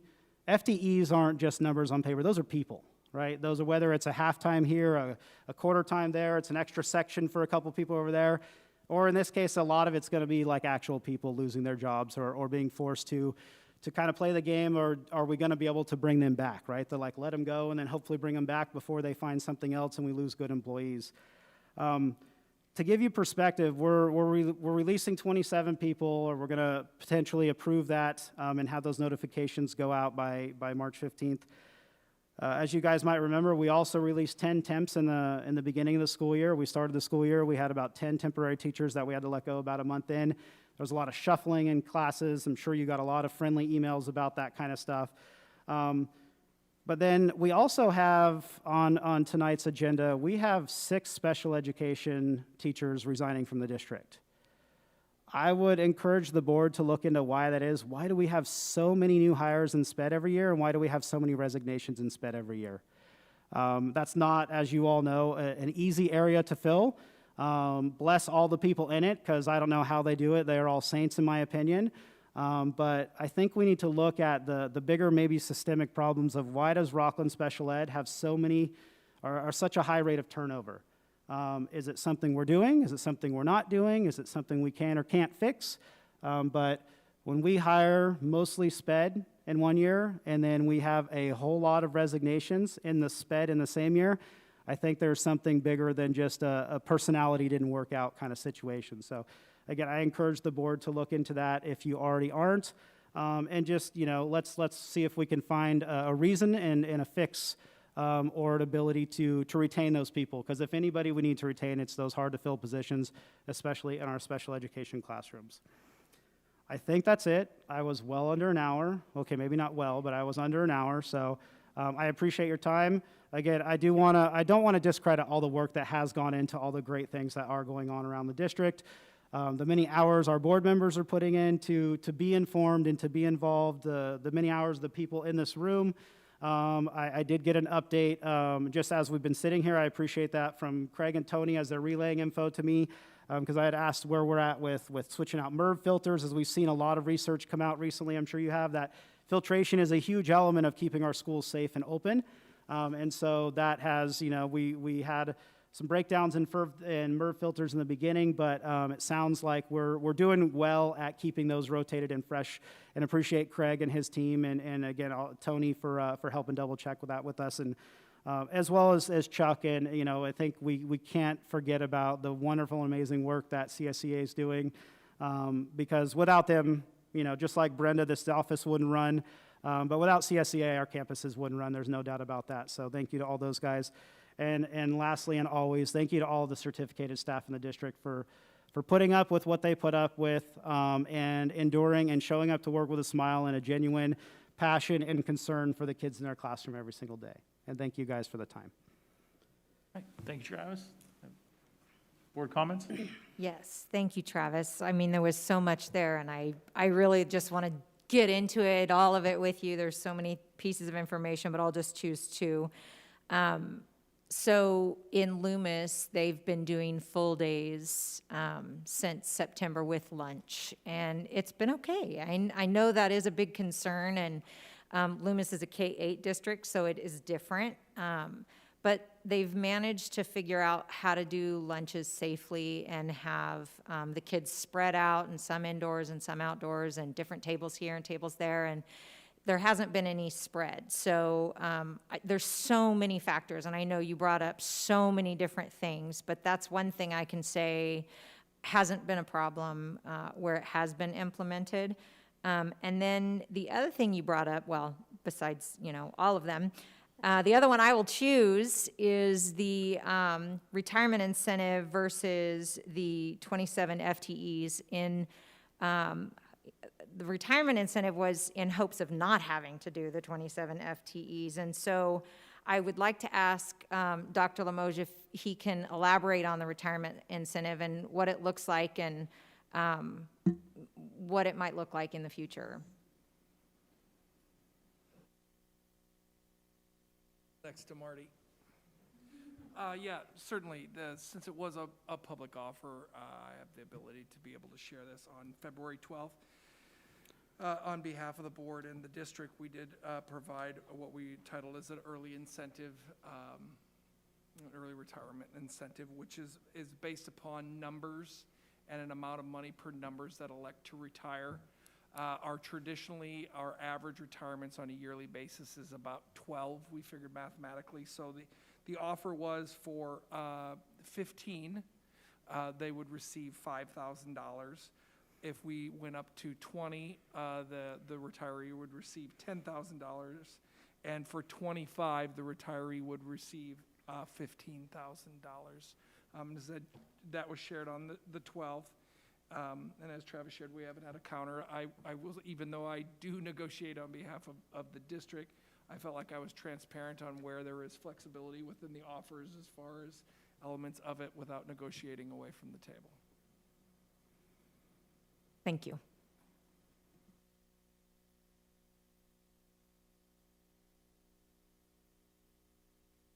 No, thank you, Travis. I know that these are not easy times. I get that. I know that we are all figuring this out together as we go. And so I thank you for the items that you did share, because they're important items. And I think they're things that need to be discussed. And I actually wrote down many of them because I want to make sure that you get a response to each and every one of those, because I think you deserve that and our staff deserves that. There are a few, though, that I think are important that we discuss right now, because I do believe that there are many in our community watching, and they might be confused or they might want the same clarification. And so a couple of those that I do want to make sure that we touch on. One, I want to start out with what was a biggie for me, because I want to make sure I hear this very clearly. You had mentioned that there was a concern with a waiver and that we actually do not qualify for that waiver. The waiver that we are asking for is not appropriate for the purposes. Roger, could you speak to that for me specifically regarding the waiver and if we do qualify and what that means? The opportunity to request a safety review or the waiver came out at the end of February, and it has two criteria that districts can ask. And we, in submission of ours, checked both boxes because there's a lot of confusion on what qualifies. Is there a rubric? And there's been very little information about what you actually need to do to be qualified. So we decided to submit under both conditions, even though we aren't sure which one would be fulfilled, because we wanted to make sure we kind of covered all bases. And so the first criteria that you could meet to request a safety review or a waiver is that we were currently open and providing in-person instruction as of January 14th, and we were able to meet all of the requirements except for the 4-foot. That if we had to use that, we would have to return to in-person. And we actually, you know, are open with our 4 feet guidance in place. However, we aren't, again, just not very clear on what criteria you'll be granted. So that is one where we have a board intent to move us forward, as I shared in December. So we checked that box because we knew we had previously, when the board made the decision, we're ready to go. The second area you can request under is that if you were in a phased reopening plan and you're in the process of being in a phased reopening plan consistent with the guidance that was previous to January 14th, and that this new guidance would cause you to have to pause that plan, stop that plan of that phased reopening. We feel very confident that we should qualify under this criteria because the board voted in December 14th to return all students to campus. The guidance changed in January 14th. So acting under the previous guidance when the board set the phased reopening plan, that we now would have to pause as we move forward. So we feel the fact that the board took action publicly and it would cause us to pause it, that we should meet the criteria to request the safety review. And so that's why we checked both boxes, because it's so confusing. We'd hate to say you didn't check the right box, and therefore you don't have the review submitted. So that's why we feel that we would have that, is we were in the midst of this work of a phased reopening that was board approved, not just an idea or an intention. Okay, that's great. That brings great clarification for me. I did have another one. You spoke to overflow, and I will tell you right now, I'm not a fan of overflow. I actually have spent many hours trying to think, what would that look like? What would that feel like for an actual student? What would that feel like for a teacher? But I do think it's important that as we're looking at that is a worst case scenario, that as we look at that worst case scenario, I think we actually need to compare that to what our other options are. Because right now we're at a place where we have to look at what are the best options for us to make for our students to make sure that they are getting access to as much quality learning as possible. And so I do echo the sentiment of we need to look at what that would look like in the event that we have to do that. I echo the sentiment of making sure no 1 or 2 students are left out on their own. However, I do think for us to label that as isolating students or isolation, not to push back, but our students are really isolated approximately 15 hours a week in the current AMPM model. They're not able to be on campus and have access to their teachers and the resources that they need. That's approximately half time. That's a concern for me. I know I've shared that in the past. And so I'm looking at the possibility of older students, 6th, 7th grade through 12th grade, it may be happening a few times throughout the rest of the entire year. Or even at the younger grades, it may be happening for a few hours a week.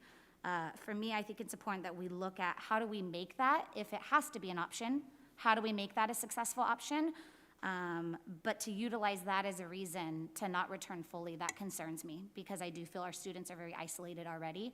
And this model, even with an overflow option, would still give them incredible support that they don't have right now.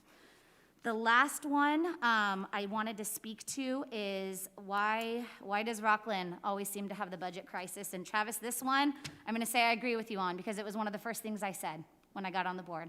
Why is it always Rocklin is the best out there? We say it, we're committed to excellence. Why do we always seem to have to talk about money? And you made a statement and I wrote it down because I actually agree with you 100%. Other districts get money that we don't. 100% true. Other districts get money that we don't get.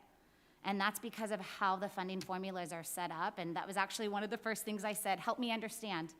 And I apologized to the cabinet because they probably spent hours explaining things to me that the rest of you have known for years. But I really wanted to understand, why do we have some of the best programs, but yet we continue to have to make difficult decisions when it comes to money? And it's because of how the funding formulas are set up. And in that instance, there are many supplemental groups, many supplemental funding pockets that other districts around us receive that we don't receive.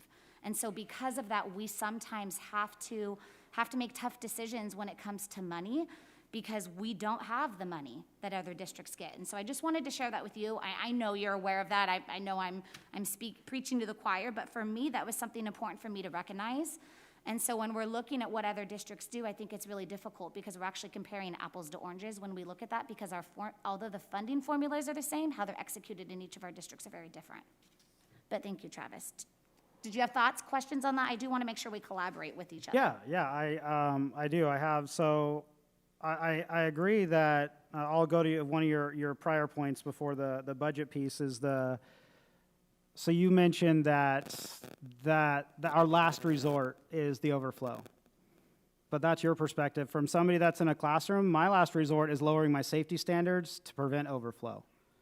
Right? So that's the perspective that somebody in a classroom might have. I'm not saying me personally, I'm just saying in general, because this waiver is saying let's soften the safety requirements so I don't have overflow kids. And I agree, they're both crap options. I mean, I think we've agreed with that as kind of COVID world right now. We're hashtag least bad, right? I'll give Scott Collins credit for that from a few months back, but that doesn't solve that doesn't make one of them better than the other, because that still puts us in a quantity and a quality conversation. Well, we might say, yes, we're going to have more hours on campus, more minutes in class. When the class is going to be packed so full and it's going to be so like 4 feet to 4 feet kind of environment, there's not going to be the ability to do what we can do right now with at least 4 feet. Most of us are actually closer to 6 feet in a lot of scenarios. The quality of teaching that students are getting right now, especially in our lower grades, I don't know how many times we had a big meeting with members yesterday, how many times I heard like what they're able to do with like genuine small class sizes right now, even though they only have half the time of the in-person time, is still night and day above what they're going to be doing come April 6th to the rest of the year, or even what many of them have done ever in the past. I mean, one of our bargaining team members shared in a conversation today that with what he's doing right now, minus that he can't do the group collaborative stuff just because of those restrictions, with that outside of the equation, he's doing some of the best teaching and getting some of the best results from kids that he has in 30 years of teaching. And I fear that we're going to say that doesn't matter, it's not important, or we'd rather just have you here for longer, and that's going to kind of come to the wayside. And I'm not saying that when we put more kids in classroom, teachers aren't going to do great jobs, but I think there is going to be a give and take in that relationship, right? You put more in there, there's more to manage. I haven't heard of a single, and I know they're out there, but I haven't heard of a single person with, oh my God, the behavior this year. I've heard the actual opposite. I think we've all heard it as like, wow, when you put only 18, 20 in a class, it's kind of magical. And I think that's going to go away, especially as we're starting to hear some concerns about, students abiding by safety protocols. Well, now I got to battle that with a full classroom, not just half a full classroom, right? So simple little things like pull your mask up with 32 kids, 34 kids in the room starts to take away from no matter how many extra minutes we're getting in the classroom, if that's what the minutes are being used for management-wise. The second piece, the budget piece, I totally appreciate it. You're right. I understand that there are pots of money that they get that we don't, but there are also pots of money that we get that they don't, right? The formula goes both ways. And in the end, it comes down to budget priority, right? Like we're all going to get whatever dollar amount we get. Our formulas are our formulas, but there's still some budget priority that has to be part of that conversation. And when we say, my concern is that we keep saying we're going to keep cuts away from the classroom. 27 FTEs is not cuts away from the classroom. And I don't think any of you are claiming that it is, but there's concern there because even if we're able to resend those, what message does that send to the same employees that got that message last year, that got that message the year before, that might get that message next year when Rocklin for them was the destination, right? We have some of the teachers that are assuming they're going to get a notice just because they can read the writing on the wall by seniority and things. And their concern is like, this is where I came. I set up my classroom to never move again. This is right, the end all be all for me. And because of X, Y, or Z, whether we want to agree or accept it or not, they're going to have a difficult decision to make. Do I seek employment or do I wait and hope and see what happens? So again, we can't answer that question right now. It's going to, great news that there's a lot of funding coming for education from the feds and from the state. Hopefully that'll get here and help with some of these things, but it's just an area of major concern because we have this conversation, it feels like, every single year. Well, I just want to say thank you, Travis. Thank you for Yeah, thank responding you. to those items, and thank you for letting me, because I think it's important that we have these opportunities to talk, and I want to open again between now and the next board meeting as questions like these come up, thoughts like these come up. I'd love the opportunity to hear them ahead of time, so that way I can be prepared to really dialogue and discuss some of these things with you. But thank you very much, and thank you for your flexibility with each of these changes of plans. You know, I think there was high level of concern when we moved to distance learning, and then everybody adjusted and worked hard together. And then there was high level of concern at hybrid, high level of concern at AM PM, and I think now I'm hearing actually AM PM is very successful, and people are requesting it, or even the possibility of liking an early out model. And so I'm believing as we move forward together that we'll see the same thing, that we'll see moving forward together. And there's going to be some challenges, but I really believe we've been able to work through them together, and I'm looking forward to the opportunity to continue to move forward April 6th with us working together and our teams together. Thank you.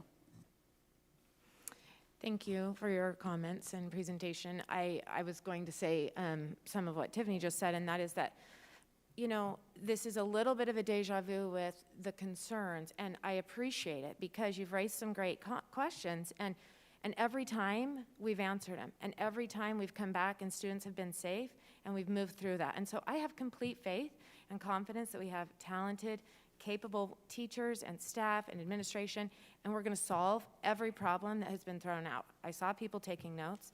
Okay, that's a great point. Okay, let's address that. Let's talk about it. And so let's keep that dialogue open, and let's continue to move forward. And because I really do have all the confidence in the world that we can make it successful, and we can be safe at the same time. And I will choose, you know, 27 hours of instruction. Our kids are going to benefit, and I'm excited to see that. Last thing that I wanted to talk about for just 1 second is the retirement incentive. I'm saddened that it came across disrespectful. You guys asked for that at the last meeting, and we gave it to you right after, and in my opinion, something is better than nothing. I think we all wish we could give everybody $1 million. It is what we have. It was something. It hasn't been offered the last, I don't know how many years, but it definitely was not meant to come across disrespectful. We appreciate and recognize our employees. So. Yeah, I do want to, sorry, I want to talk about the budget because this is just, it's a personal thing for me, so bother. So I do want to say a few things. So because we do have to make hard cuts, and it's horrible, and it's not fun, and it's not what anyone wants to do, but we have to be clear why we have to do it. So, and understanding why we're in the situation we are, and I appreciate Tiffany's, Trustee Sathoff point around that we don't get as much as other districts, and that's absolutely true. And as she knows more than anyone, we don't get it because we don't have as many English language learners, and we don't have as many kids in poverty, and we don't have any kids that are in foster youth. And I think we can all agree it costs more to educate a kid learning English language. So it makes sense that they would get more money. But that's, as we all know, that's not why we're in the situation we're in. The reality is the notion that we're the only one with the budget crisis, it's just factually inaccurate. If you look across the state, there are tons of districts. And then we've talked about it multiple times here, because there's a significant increase in PERS and STIRS is the number one. There's a huge encroachment around special ed, and as Step and Colin goes, as those three things happen, they're moving quicker than the money coming from the state. The state is underfunding public education, and our costs are outrunning what we're getting from the state. And so we're having to deal with that on a structural basis, which is what you're seeing us do. And the final thing I'd say, you know, respectfully, that explains why the whole state is dealing with a budget crisis. There's not as many people as bad as we are in the area, because we've made decisions. This board has made decisions. We made a decision to invest in teachers, and we made the right decision. I stand by that decision. It was the right thing to do, but because we gave 11%, there's going to be impact. And again, I have zero concern that we didn't do it right, but we have to live with that and then right size the budget. So what I would say respectfully is, when you say we build the reserve, and then we did give it. It did when we felt we were fiscally healthy, it did come back to the teachers. And I think that is the appropriate way. You make sure you run the district right, you make sure you have the reserve that's appropriate, and when you think you can afford it, I always believe the first place you should invest is back in your personnel. And I think we've done that, and I think we will continue to do that going forward. But I think that's why we're in the situation that we're in today. And then finally, of course, the 27 we're going to deal with tonight is because we have less kids. And so less kids means less teachers. And so you have to, that's not a cut in the classroom, that's just a right sizing of the number of kids who are in your schools. And it's, again, it's what you have to do to respond, to stay fiscally responsible in running a district. So I think there's, if you don't mind, please. There's two pieces. So first of all, I don't think you intended to just say what you said, but from somebody that was receiving of this 11%, I just heard you say, and the rest of the public hopefully didn't interpret this way, but because we gave you a raise, now we got to cut teachers. Did I say that? That's Travis, come on, I didn't say that. I don't think that's I what didn't you say said. that, I didn't mean it, but I said, that's what I heard. But the notion that says that we are in a fiscal crisis all the time, I'm responding to where we're going fiscally, why we are in the position we are in. And we've made decisions. We've made budget decisions that have impact, and so now we're dealing with that. And that, again, to be clear, I voted for that. I'm proud of that vote. And I thank you. It was the I right vote appreciate to that. do. And so it wasn't a mistake, but as a result, now that we look at our budget, and if we had got significantly more ADA, or if the state had actually funded us properly, we wouldn't be it would be all great, but they didn't. So then, responsibly, we have to deal with that, with the ramifications of that, and then deal with what we're dealing with tonight. Sure, but let's not forget that 11%, and I'm going to use quotes because that no one certificated member, not a single one, got the full 11% because of how it worked, didn't have to go with the Me Too clause that went to the entire CSEA, our RAPA, everybody else included. The negotiation was with RTPA, but everybody reaped the benefits. So if you want to discount or credit that cost to RTPA, let's not forget that made us competitive, fourth competitive in the list with our surrounding and comparables. It made our administrators the bar, many of them by double-digit percentage. And I can present on this next time if you'd rather, or I can send it to you sooner. Oh, I've seen it. We have a great presentation that'll show how it let them outpace where it just finally caught us up after the 2008 cuts and recessions and givebacks that took 10 years to get back onto our table. So, and again, I appreciate it. I know you were on that, Derek, you were on that board. The rest of you, I'm sure, were just aware of it. It was a huge effort, but let's not forget it didn't come easily for any of us. Totally. It took a toll. Totally. I think we're all still dealing with that toll. Absolutely. The other piece, and now I totally lost my train of thought. You made a second point there. I don't remember what it was. Oh, yes, thank you, Julie. That was impressive. The 27 FTEs. Right. Okay, we have less kids is what we keep hearing. We're also assuming that we're regaining and hopefully going to put programs in place. We're doing great work with RVC right now to try to offer some opportunities to reattract and retain those kids that we did lose. But less kids or not, our funding is not impacted for 2 more years from that. And I'm not saying we should be irresponsible, but with less kids and the same staff, we can have smaller class sizes, and maybe that's how we address this big concern of potential learning loss and things, because we keep the same staff we have, because we have the same funding as when we hired that staff last year, because we are locked in at, and don't quote me, I think it's 18, 19, for the next right through 23.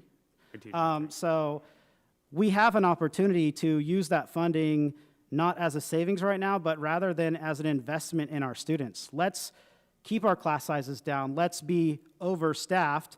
If the result of that is a better student-to-teacher ratio, I think if we put that to a public vote, that wins every time. So now again, there's 3 years down the road. There's other consequences. That's the thing is, I'm not sure it would win, which is to say that what we'd actually say to the people is, do you want to buy a 2-year bubble of low class sizes for 2 years, and then we're going to go back up higher, and we're going to have to actually we're going to have to fire twice as many folks because we've lost 2 years worth of funding we would have saved and banked and been able to use in the outcome. But that's based off the assumption none of those students come back over those 2 to 3 years. Fair.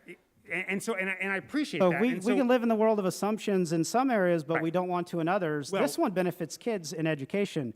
I'll gamble on that. I'll take the deeper cut in 2 or 3 years from now, because over the last 14 years, it's never happened in year 3. I appreciate that. And I guess from my perspective, what I say, Travis, and I appreciate the conversation, but what I would say is that the risk, if we do that, and what if we're wrong and they don't come back? Then we have, right now, all we're asking by right side of the district is your class sizes remain the same. That's all we're saying. So if we risk and we're wrong, we're going to have to increase. We're going to have to lay off. We're going to have to much higher. And so I appreciate your point, but from my perspective, I'd rather be I'd rather be conservative in thinking to make sure we can always hire back. We could put more folks in than have to take away because we made a mistake. And I'll just leave it with this. What if we risk and we're right? That's 2 solid years of small class size education. I don't think there's a person that thinks that's a bad idea. For sure. So, Yep. Appreciate it. but I agree. I think Yeah, we're both appreciate it. equally as I told you so opportunities for each other. And so, anyway, sorry, Derek. No. And thank you. Again, going back when Rick and I first came on, the idea of having Chuck and yourself up here is to be able to have this dialogue. So it's not just, hi, my name's Travis, I live in Rocklin, and I'm done. I mean, the idea is to have that conversation, so I appreciate that. And I'll ask this for the non-teacher, non-educator, and I'll ask Superintendent Stock, I'll ask Tony in the back, please, and Travis, the current process, the way the state of California is set up, the way how we do things, and I'll throw it out there, but I'm just looking for help. If we do have if we identify staff that we need to reduce, you know, it's that pink slip part, and that has to be sent out, I think it's March 15th. March Yeah, 15th, agreed. thank That's you. a terrible Okay. deadline. And then the way it normally works, we submit, but we don't know who on the district currently, the people don't raise their hand, I'm gonna retire, I'm ready to retire, because for every one that says I'm out, I save one at the bottom that doesn't have to get a pink slip, correct? It's not as black and white with that. And the piece that got left out is the incentive came with contingencies that it wasn't, not every member was eligible, and the intent was to not replace the people that were incentivized and retired. So the get rid of you to save one here isn't as black and white as we want it to be. Either way, it's a savings, because assuming top salary to, even if they come in at our highest point, that's still, you know, almost 50% less, even with the retirement incentive cost, you know, calculated into that. So there is going to be a savings, a matter of how much, right? I mean, saving $100, saving $1,000, it's still a savings either way. One's vastly different than the other.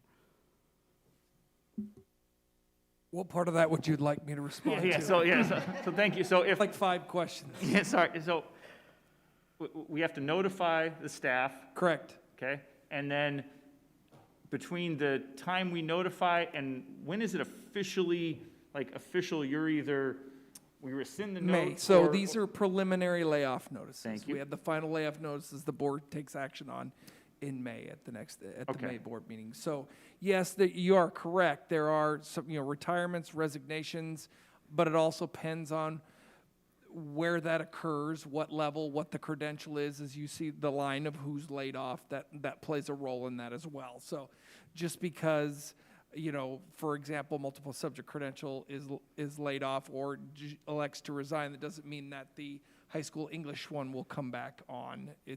That's where it would match with credentials. Gotcha. And then I'm sure, I'll look at Barbara, there's a budget component where the state officially says, here's the money we're gonna give you or not give you. When do they, that's not final come March 15th, correct? No, typically that's final the last week of June. So I guess right now, to translate it for the person at home, we're at a point where I'm having to make some preliminary decisions, but there's a handful of things, whether it be state budget money, retirees, and those pieces, all that has to get into the mix. So best case, I give you a notice, and it's probably horrible to get the you could be laid off notice, but there's a whole bunch of other things that have to happen. There's my compadres as other teachers, they could retire, et cetera, move around, and then all this could be rescinded, changed, or made official, right? So this is and I guess this is not this year's process. This process happens every year, Yes. every school district across America, or at least California, I'll say that. Yeah, Correct, and I think another variable is also an increase in enrollment beyond what was projected. So that could also change. That's another factor. Gotcha. So then in just You guys are repeating- actually taking my speech for later tonight. So. Sorry, and just in repeating what Trustee Miller said, we want to be conservative with our estimates, because we could say, hey, we're going to keep everything's fine, and then have a harder conversation if we did not tell you that, or give you that pink slip, quote unquote. It's a guarantee that your that you're in for another year, correct? Correct. So the real difficult part in the March 15th notice, and then when we know how much money we get, is that if we don't give a preliminary notice that we may not need your service next year, we can't go back if, say, enrollment drops, the budget drops, and say we don't need your service, we're locked in. So it puts districts in the state in the unfortunate position of having to look at a worst-case scenario just in case. And then as things go through, retirements, resignations, more enrollment, more funding, then you make decisions. But if you don't take a approach of noticing as many as you might need, you can't go back if things go the wrong way. And that's a significant impact, because if you think about the average cost, say, of a teacher with benefits, salaries, and everything else, you're approaching that $100,000 piece. So if you're off by a few, it can really have an impact in your budget.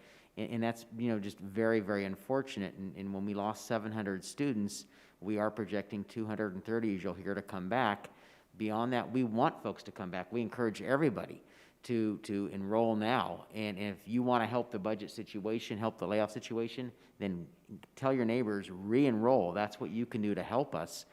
And so that is put us in that spot where we make preliminary decisions because we have to, and we would so deeply appreciate it if the legislature would change that requirement of March 15th to give us a better process. Yeah, it's sad that I guess more groups or more employment agencies don't lobby on that benefit, or at least make it a little easier for everyone, or tighten the things up, because I can say in the private industry, there's that 2-week window, which, again, I know it's hard to understand, but at least it doesn't get you into that spin where you're waiting for so many different things to factor in. So thank you for helping explain that. I'll say thank you for the people that don't work in education that this is all new to. So thank you very much, Tony, Travis, Roger. Thanks for explaining that, and I appreciate it. And then Travis, thank you very much for coming up.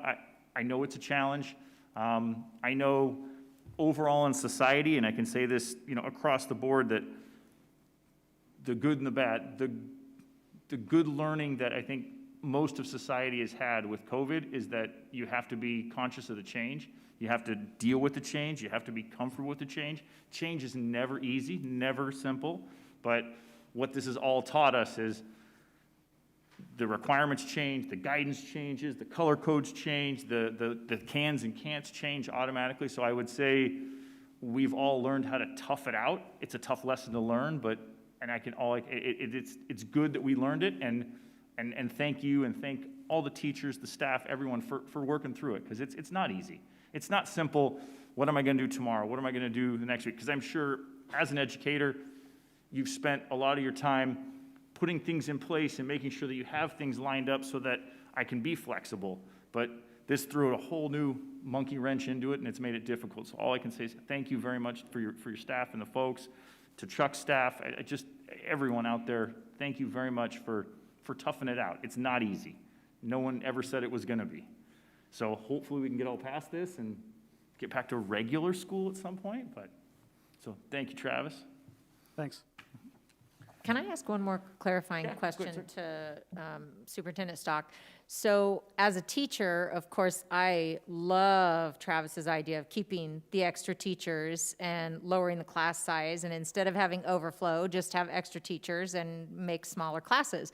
I think that sounds spectacular, and I agree that the smaller class size has been like a dream, and there has been very little classroom management needed.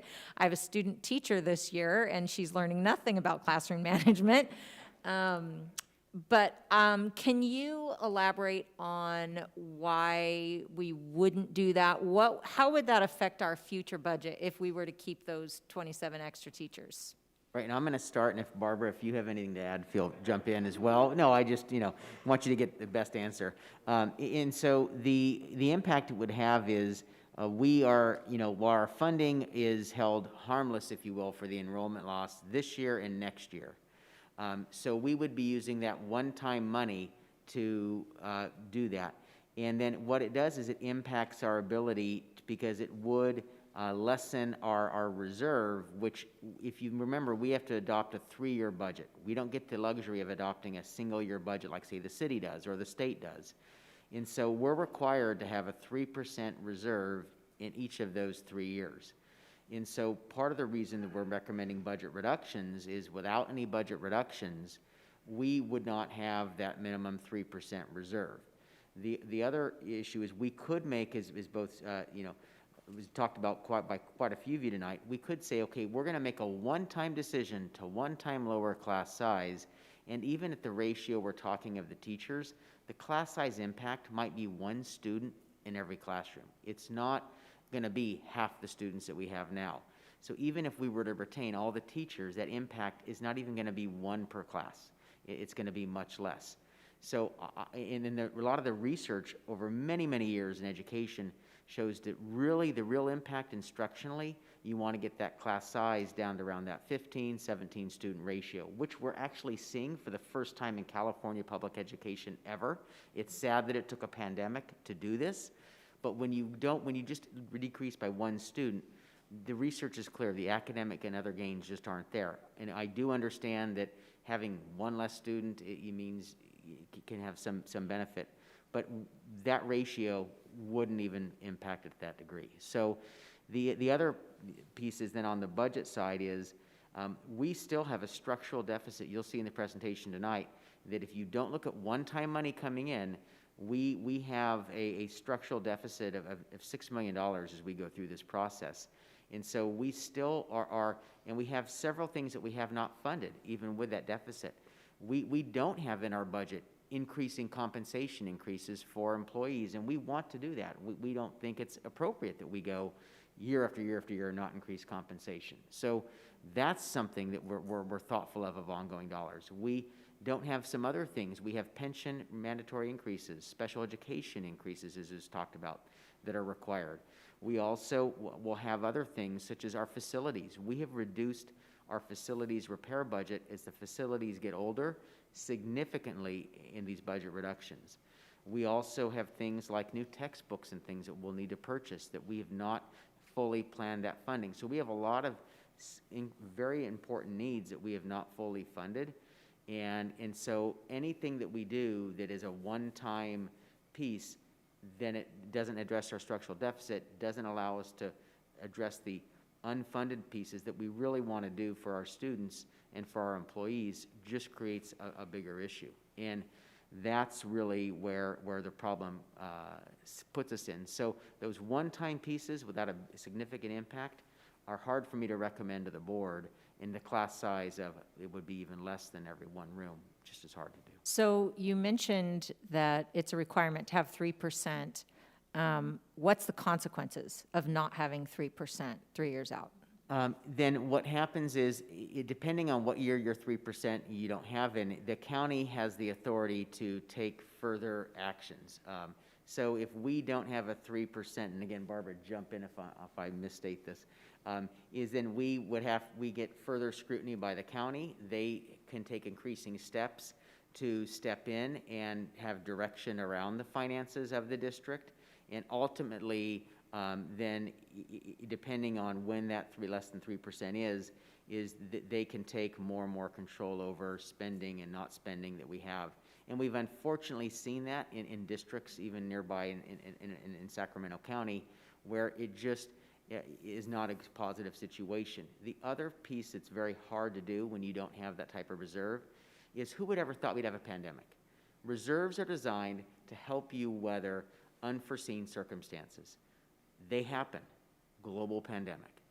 Also, if we have, say, a sudden enrollment loss or students not coming, you can weather that a little bit easier. Why some of our districts around us were able to not have to lose staff like we did in the beginning of the year with enrollment loss to the degree we did, is they had higher reserves, and they could ride out those bumpy situations. When you have a minimal reserve, your ability to ride out bumpy situations is much more minimal. And so while we could just stick with a very minimum reserve, then any bump in the road is significant for us. And so that's why, while you could have just that minimal number, it's hard to. Also, when we look at things like compensation increases, those are ongoing dollars typically.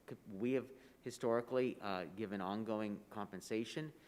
While we have a lot of new money coming in that's one time, and I know that Travis raised ideas on how some of that could be used, then that's also something that we have to look out for and say, how do we apply that across? And so those are the types of things that we look at when we look at recommending a reserve level to the board, is what are all those things that we want to do for children, do for employees, and how that impacts, and that ability to ride out those bumps in the road. Thank you. All right. Thank you very much. Thank you. So we'll go to 9.1. Jordan, thank you for being here with us tonight. Will you please share the Student Board Representative Report?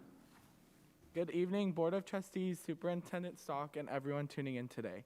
I will be sharing with you the amazing events and activities that schools are doing throughout our district. At Antelope Creek, the leadership team is still meeting at least twice monthly and helping to make decisions regarding school spirit events and directing student body issues with a teacher mentor. Every class at Antelope Creek also has a new collective talent ticket challenge that they are embarking on with their class. Once they reach their goal as a class, they receive a star on their door as recognition that they have achieved their goal. They are working to earn tickets for practicing CARES, which stands for Caring, Achieving Goals, Being Responsible, Best Effort, and Safe, around different environments on campus. Several students are also receiving individual CARES recognition from teachers via a virtual video that is sent out monthly to all classrooms, which is put together by their leadership club. This week at Sierra Elementary, students are celebrating Read Across America Week. Mrs. Westberg and Mrs. Hansen are challenging the Sharks to submit a photo for the weekly announcements video of them reading with a buddy, a good friend, a pet, a stuffed animal, or a family member. Sierra is also launching its second annual virtual auction March 5th through 7th to raise funds for the IB program and much more. During the month of February, RVC held the Cardboard Challenge event for all grades TK through 12. Students were able to submit entries via a Flipgrid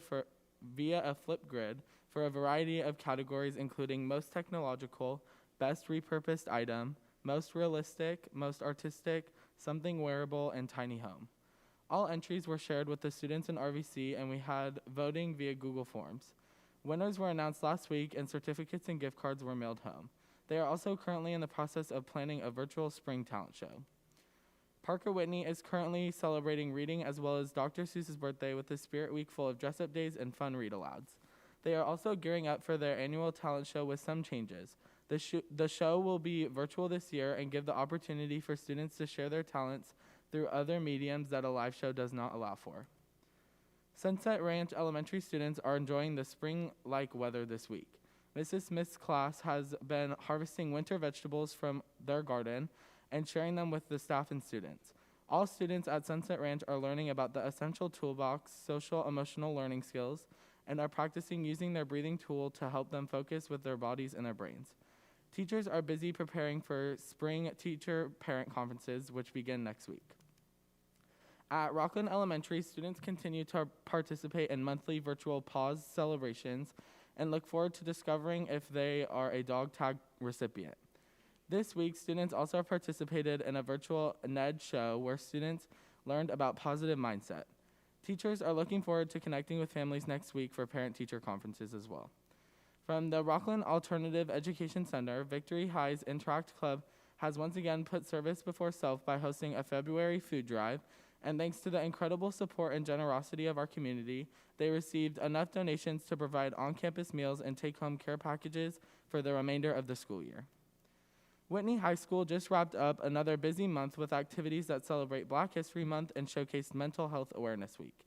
Whitney High School's principal would like to take the opportunity to recognize their BSU advisors John Pitchen and Sean Robin, Activities Director Jesse Armis, and the entire counseling department for all of their work with the students and collaborating with each other to create such important and dynamic activities across campus.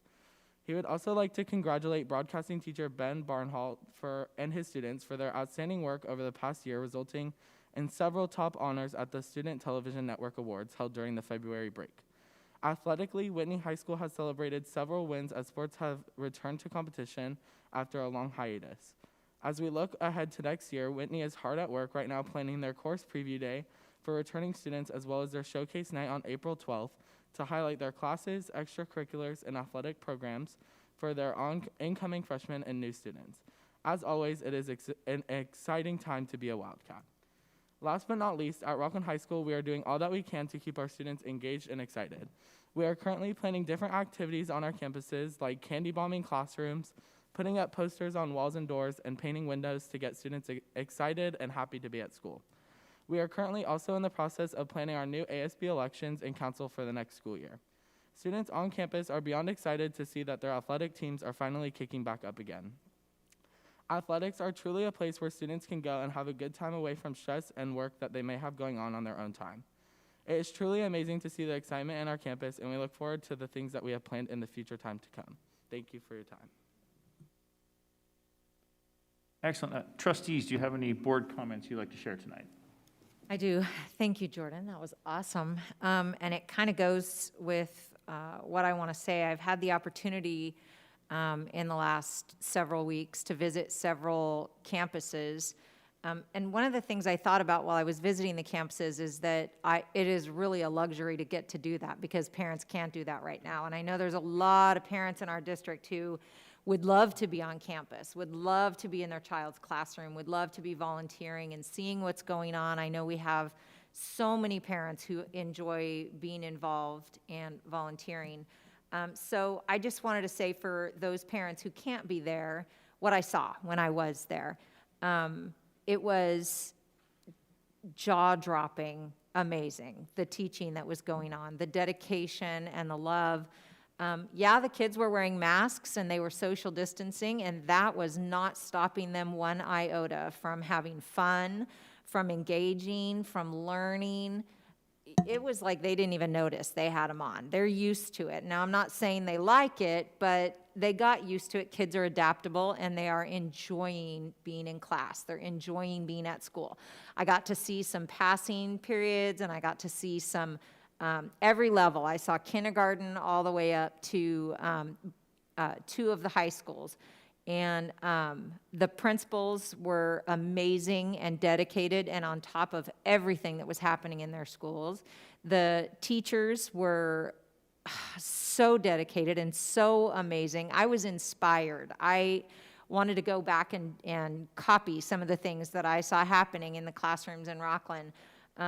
It was an absolute honor and privilege to be able to walk around with principals and go into dozens of classrooms and see our teachers teaching. And you know, there's been a lot of comments in this last year about people moved to Rocklin because of the schools. And in this last year, we lost a lot of students. And obviously, I have many reasons for saying this, but I cannot think of one reason why people would not still move to Rocklin for the schools. The schools are spectacular, and learning is happening at an amazing rate in the classrooms. And I just, to echo what Superintendent Stock said, tell your neighbors to come back. Great things are happening, and they're still happening like they always were. And the things that are driving people away are political things. They're not classroom things. The things that are happening in the classroom are wonderful. To heck with politics. Come back and enjoy our wonderful schools because they are amazing.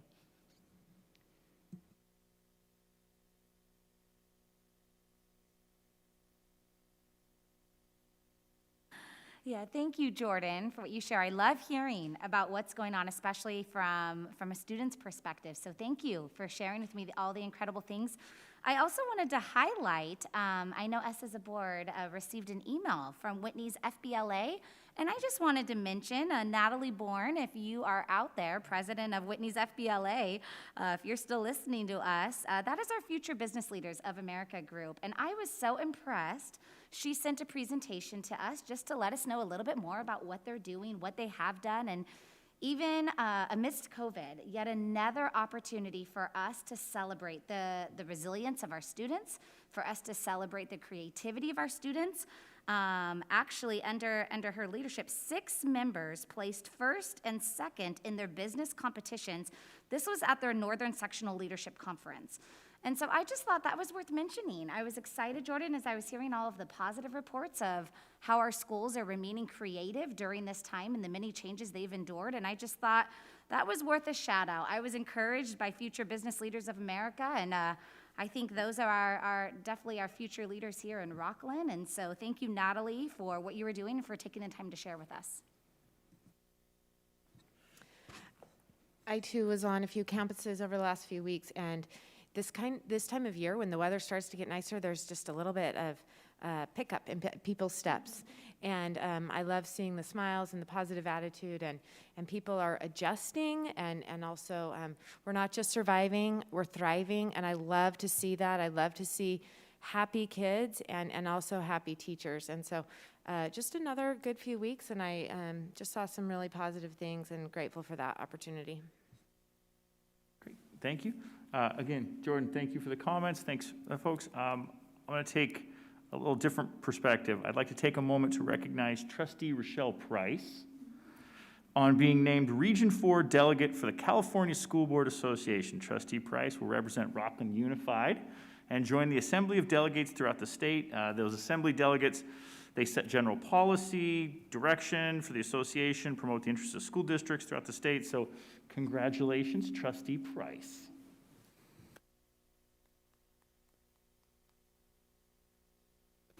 Superintendent Stock, do you have any comments? I don't. I've said a lot, and I have more to say. All right.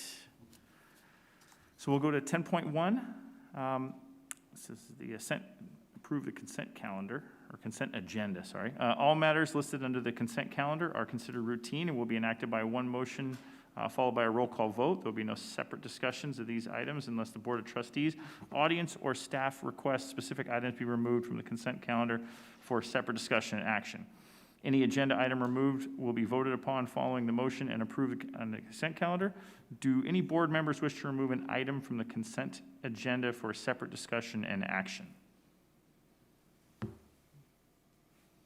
Perfect. I move the consent agenda. Thank you. Is there a second? Guys. Second. Right.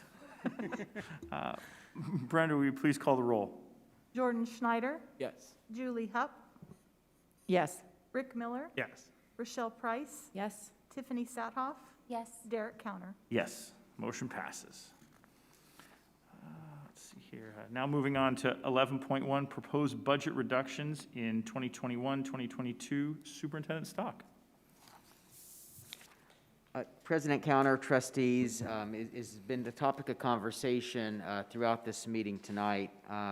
We are here, Deputy Superintendent Barbara Patterson, and I also want to acknowledge Beth Parrish, our Director of Fiscal Services, whose team also has done tremendous work on just building all this information that we present to you tonight.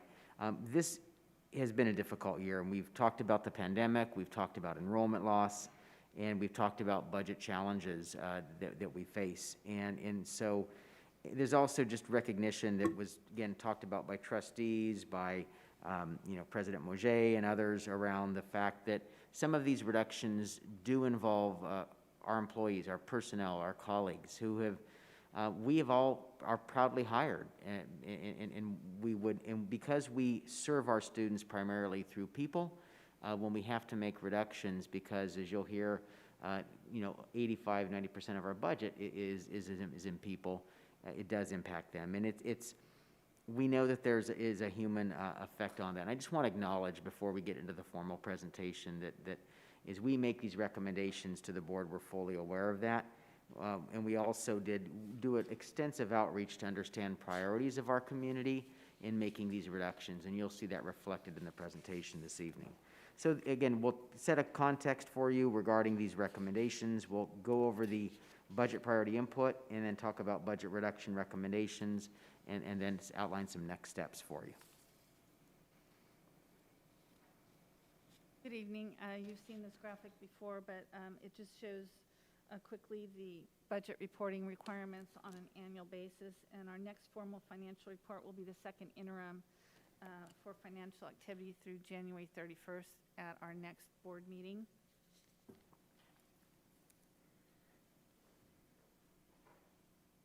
So how did we get here?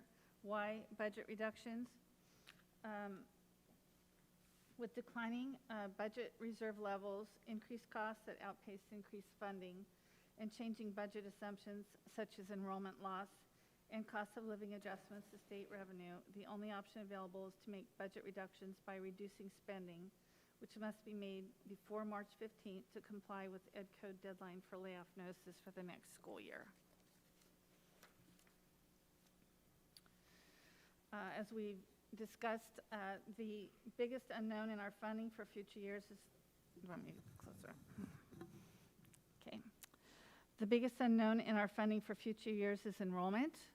The district's enrollment, as we've disclosed, has declined by 763 students this year over prior year, and a majority of the district's state funding will be funded at the 1920 level due to legislation surrounding the pandemic. As you can see in this bar graph, depicted in this bar graph, in 2022-2023, our funding will drop. So we have the hold harmless just for this year and next year, if we do not recover enrollment lost. So, for example, for every 100 students that we grow, our revenue will increase by approximately $550,000. That's net of staffing costs, starting in 22-23. So if we grow next year in enrollment, it won't increase our funding, it will only increase our staffing costs. And any good organization right-sizes its expenditures when revenues decline. The biggest expense in our organization is salaries, and the vast majority of enrollment loss was in the elementary grades. That's about 545 at the elementary level.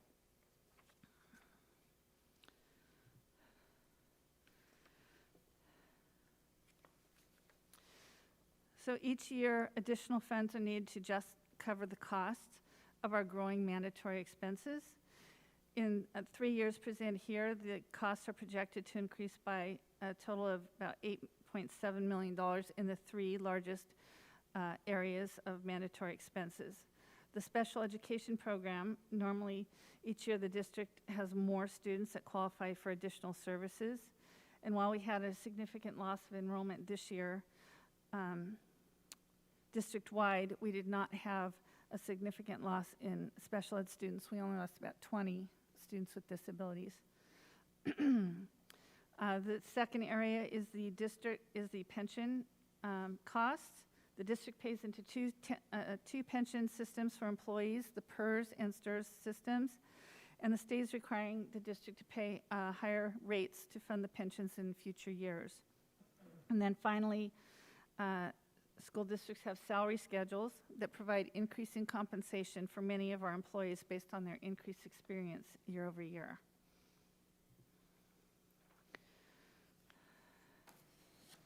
These next 2 slides are on the district's website again this year and are included here to show a big picture of where the district gets its funding and how the expenditures are budgeted. So based on the 2020-21 state adopted budget, approximately 91% of the district's funding for operations was provided by the state of California. And normally, only about 3% of the district's revenue is provided by the federal government. And at this time, this didn't include any of the CARES Act funding for COVID-19 impacts. And then you can see the remaining approximately 6% is from local sources such as interest income, donations, and fees. And then this slide shows where the expenditures are budgeted. And as Superintendent Stock stated, schools are people business. And so you can see that about 88% of the district's general fund budgeted expenditures were in salaries and benefits. About 8% was budgeted to be spent on services and 4% on books, supplies, equipment, and facility improvements. So starting with the first interim budget assumptions that was presented to the board in December, in the first column, you can see the multi-year projection where we have included the 2023-24 school year, because when we bring an adopted budget to the board in June, it will need to include that additional year. And many assumptions go into building the three-year budget projection. We've included the governor's proposals that he presented in January, and then COLA adjustments, excuse me, based on school services projections. So the adopted budget in June, I'm sorry, I already said that. So you can see in 23-24, without budget reductions, we are below the minimum required 3% reserve at the bottom right of the screen. This is a summary of that previous slide's information, and based on current assumptions, we're projecting a budget shortfall of over $8 million in 2022-23 and 2023-24, meaning we're spending more revenue than we're bringing in expenditure. I mean, we're spending more expenditures than bringing in revenue. Again, we started with the governor's proposed state budget, and it does provide more funding for schools, but even with the additional funding proposed, we do have a structural deficit and declining reserves in the out years.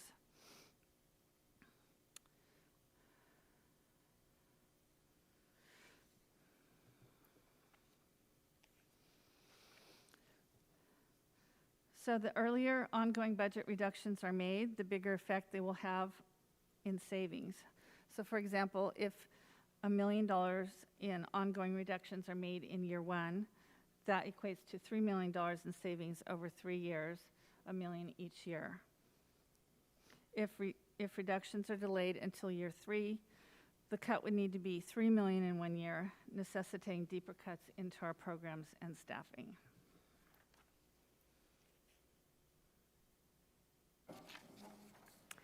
So the budget reductions, as we've shared previously, we've unfortunately had to make budget reductions over the last several years. And so this slide is just kind of, in this next few slides, we'll kind of just walk the board back through some of these reductions.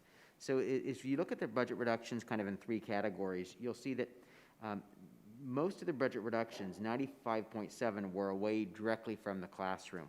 And so previously, those reductions did include things like summer school, work experience teacher at the high school, in the classroom area. In the classroom supports, those were areas, things such as instructional coaches, assistant principals, school budgets, textbooks, and technology. And then at the operational and district level, which you can see is over $8 million in cuts, those are things like a communications technician, deputy superintendent of education services, school bus replacement, in some of the facility pieces that we talked about earlier. So, and we appreciate that being noted earlier that significantly the cuts were away from the classroom as directed by the Board of Trustees to keep reductions as far from the classroom as possible for as long as possible. And so just again, to take a look at some of these previous budget reductions, and the reason why we bring these back is these are ongoing reductions and they're still generating savings for the district. And this kind of illustrates a previous slide that Ms. Patterson shared, that the earlier you make a reduction, you then get the additional savings throughout. So in 2018-19, you can see several reductions here. And again, these keeping these away from the classroom, they involved a variety of areas, but they're still yielding well over $1 million of reductions that help the current budget situation. As we look at the next slide, there were budget reductions that were approved last year by the board. And again, these are generating ongoing savings as well. And you can see a variety of areas, like at the very top, instructional coaches. We also have, for example, elimination of the clerk who greeted people and handled a lot of tasks here at the district office. There's areas such as site discretionary budgets, so a variety of areas. In the next slide, again, there were additional reductions made. And then you can see these go over a variety of areas, from library aides at the high schools to district and office and school site budgets. And then, again, they keep going. And so last year, there were $3 million in ongoing reductions approved by the budget. And so, again, you can see a variety of those in here as well. And there's that deputy superintendent and their administrative assistant as well. So beyond, in addition to those $3 million in ongoing reductions last year, the board also approved some one-time delays or deferrals. So this is where we start to see where the board decided to delay the opening of the new elementary school by 1 year, which resulted in nearly a $600,000 savings, and then deferring adoptions of textbooks out, and so those generated some savings. So you can see there as well that the board in the previous years used a combination of ongoing reductions away from the classroom as much as possible, and then one-time deferrals to put us in a budget situation. Looking even further at some of those reductions, because as we mentioned earlier, close to 90% of our budget goes into our staff as appropriate, because that's who provides the services to our children. When you take a look at what are those reductions in FTE, and as is shared earlier tonight, FTE really, those are people. And so you can see that those budget reductions were, the actual people were less at the classroom level previously, is directed by the board appropriately, classroom supports, and then operational district level as well. So that really about 1.84% of the previous reductions I shared with you were from the classroom. And then there's a lot of questions, and a lot of the information on our budget portal that came through was comments around cut at the district office, cut from the top, those types of pieces. And so looking again, following board direction to keep reductions as far from the classroom as possible, the board has approved reductions that have done exactly that. And so if you look at one of the last most recent statistics of school statewide data, RUSD ranks 20 out of 21 of local school districts in our area in the total administrator's salary and benefit expenses. And so we have made those reductions. They're reflected here. And that's largely why that number comes out, is because there's just less people working in the district office or in administrative positions. The board was very clear in the direction they gave to me and to staff, was that they wanted us to increase the amount of input we could get from our community and our stakeholders in the budget process, to really make sure that there was a deep understanding of the priorities in our community. And so that occurred in a variety of ways, from surveys and meetings, and so want to just update you on that. So we started with a survey to parents, guardians, and staff in early January. You can see the numbers of responses for the parent group. That was double the responses the previous year, and we included in a budget section. And we really had asked, what are some of those priorities? And what we saw from both our parent, guardians, and our staff was that well-rounded student experience ranked number one. And an example of that would be the broadcasting program you heard at Whitney High School, where students talked about finding a passion, a purpose beyond school. That's not just your traditional reading, writing, arithmetic. That's that extension that we want for all students. And then we asked additional questions for parent and guardians. We asked them to rank, kind of forced rank, if you had dollars to spend, where would you spend them? And the top area came out as academic interventions for students. And you can see other areas that were a priority. For our staff, they also went in that forced ranking. Academic interventions was a top priority for them as well, which shows the care they have about student learning. And then you can see the other priorities listed there as well. Then the board, again, I give a tremendous credit. In a 10-day period, January 19th to 29th, the board engaged, unfortunately via Zoom, because we couldn't be in person, every single school community through a parent-teacher club in a meeting that really provided an opportunity to share and have dialogue. And throughout that meeting, our elementary school, you can see they also gave us priority information. Our elementary schools, maintaining current class size, which we talked about there, music, arts, instructional aids. Our middle schools, enrichment, extracurricular, specialized programs, you can see the list there. And our high schools, very similar to our middle schools in that enrichment, extracurricular, specialized courses. And then we were kind of challenged by our student trustees to do more to engage our students. And so again, I give the trustees credit. Literally within less than a week of that meeting, that challenge, the trustees went out to meet with high school leadership classes, AM, PM, because we do everything twice in AM, PM, and engage students in the same process we did with the parent-teacher clubs. And you can see their list of priorities. And again, all things important, but you can see athletics, extracurricular, music, arts, social, emotional, behavior supports listed there. And so, again, and then also the board additionally, because you just really wanted to have a chance to process, you held a special study session on January 27th where you took the opportunity in a public forum to process all of the input you had been hearing. And so at this point, I'm going to turn it over to Barbara to go talk through some of the recommended budget reductions that we're asking the board to consider for action this evening.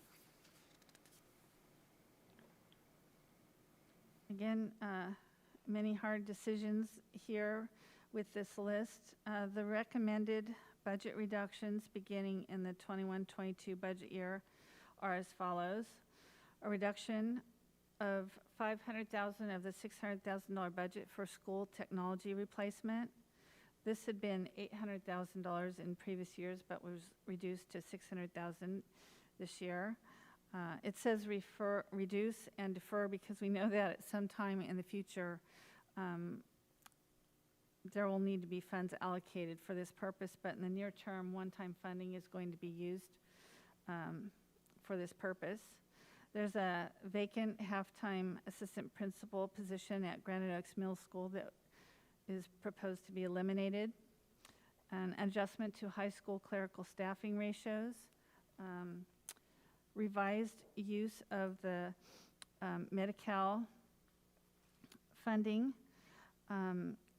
Revise the high school staffing calculation to use a midpoint instead of beginning of school enrollment level. And then finally, adjusting the middle school staffing ratio from 32 to 34 students per class in lieu of eliminating the academy model. These reductions are estimated to save approximately $1,534,000 in each of the next 3 years. The next two slides show items that were considered but not recommended. And we believe that this reflects the priorities that Superintendent Stock just presented. Just to name a few, you'll see that eliminating the academy model at the middle school, mental health services, and 9th grade class size reduction are not recommended for reduction, among others on this list. And then you'll see on this list there are a lot of extra staffing in addition to the staffing ratios to address specific needs that are listed here, and they are not being recommended for reduction as well.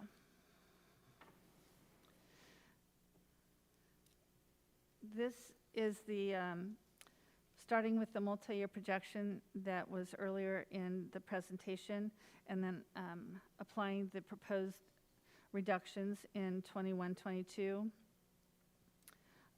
This shows the impact on the structural deficit spending and the reserves. The last column that's highlighted in blue is the projected 2023-24 column from earlier in the presentation without the reductions. So you can see that the structural deficit spending is reduced by $1.5 million, and the reserve increases by 3.37% in 2023-24. Based on the first interim assumptions adjusted for governor's proposals. And again, in summary, this shows you that now the deficit spending in those out years is closer to $7 million a year, and allows the district to meet and slightly exceed the minimum 3% reserve. So what can change? As we know, the multi-year projection is based on many assumptions that can and will change. And as stated earlier, the most volatile is the enrollment growth and the impact it will have on state funding starting in 22-23. Cost of living adjustments to state funding will change from the best estimates now. We'll see those again in the May revise. And then the board packets are posted on Friday, but on Monday it was announced that the governor and legislature struck a deal on providing additional funding for schools to reopen and to address learning loss. It was reported that they expect to sign this into law by this Friday, And then we will get the details of all the strings attached on how we can spend the funding and what the allocations will be. So we look forward to updating you as we get the information from the state on this proposed additional funding. And then the final state adopted budget in June may look very different from the governor's budget proposal. This all has to go through the legislature.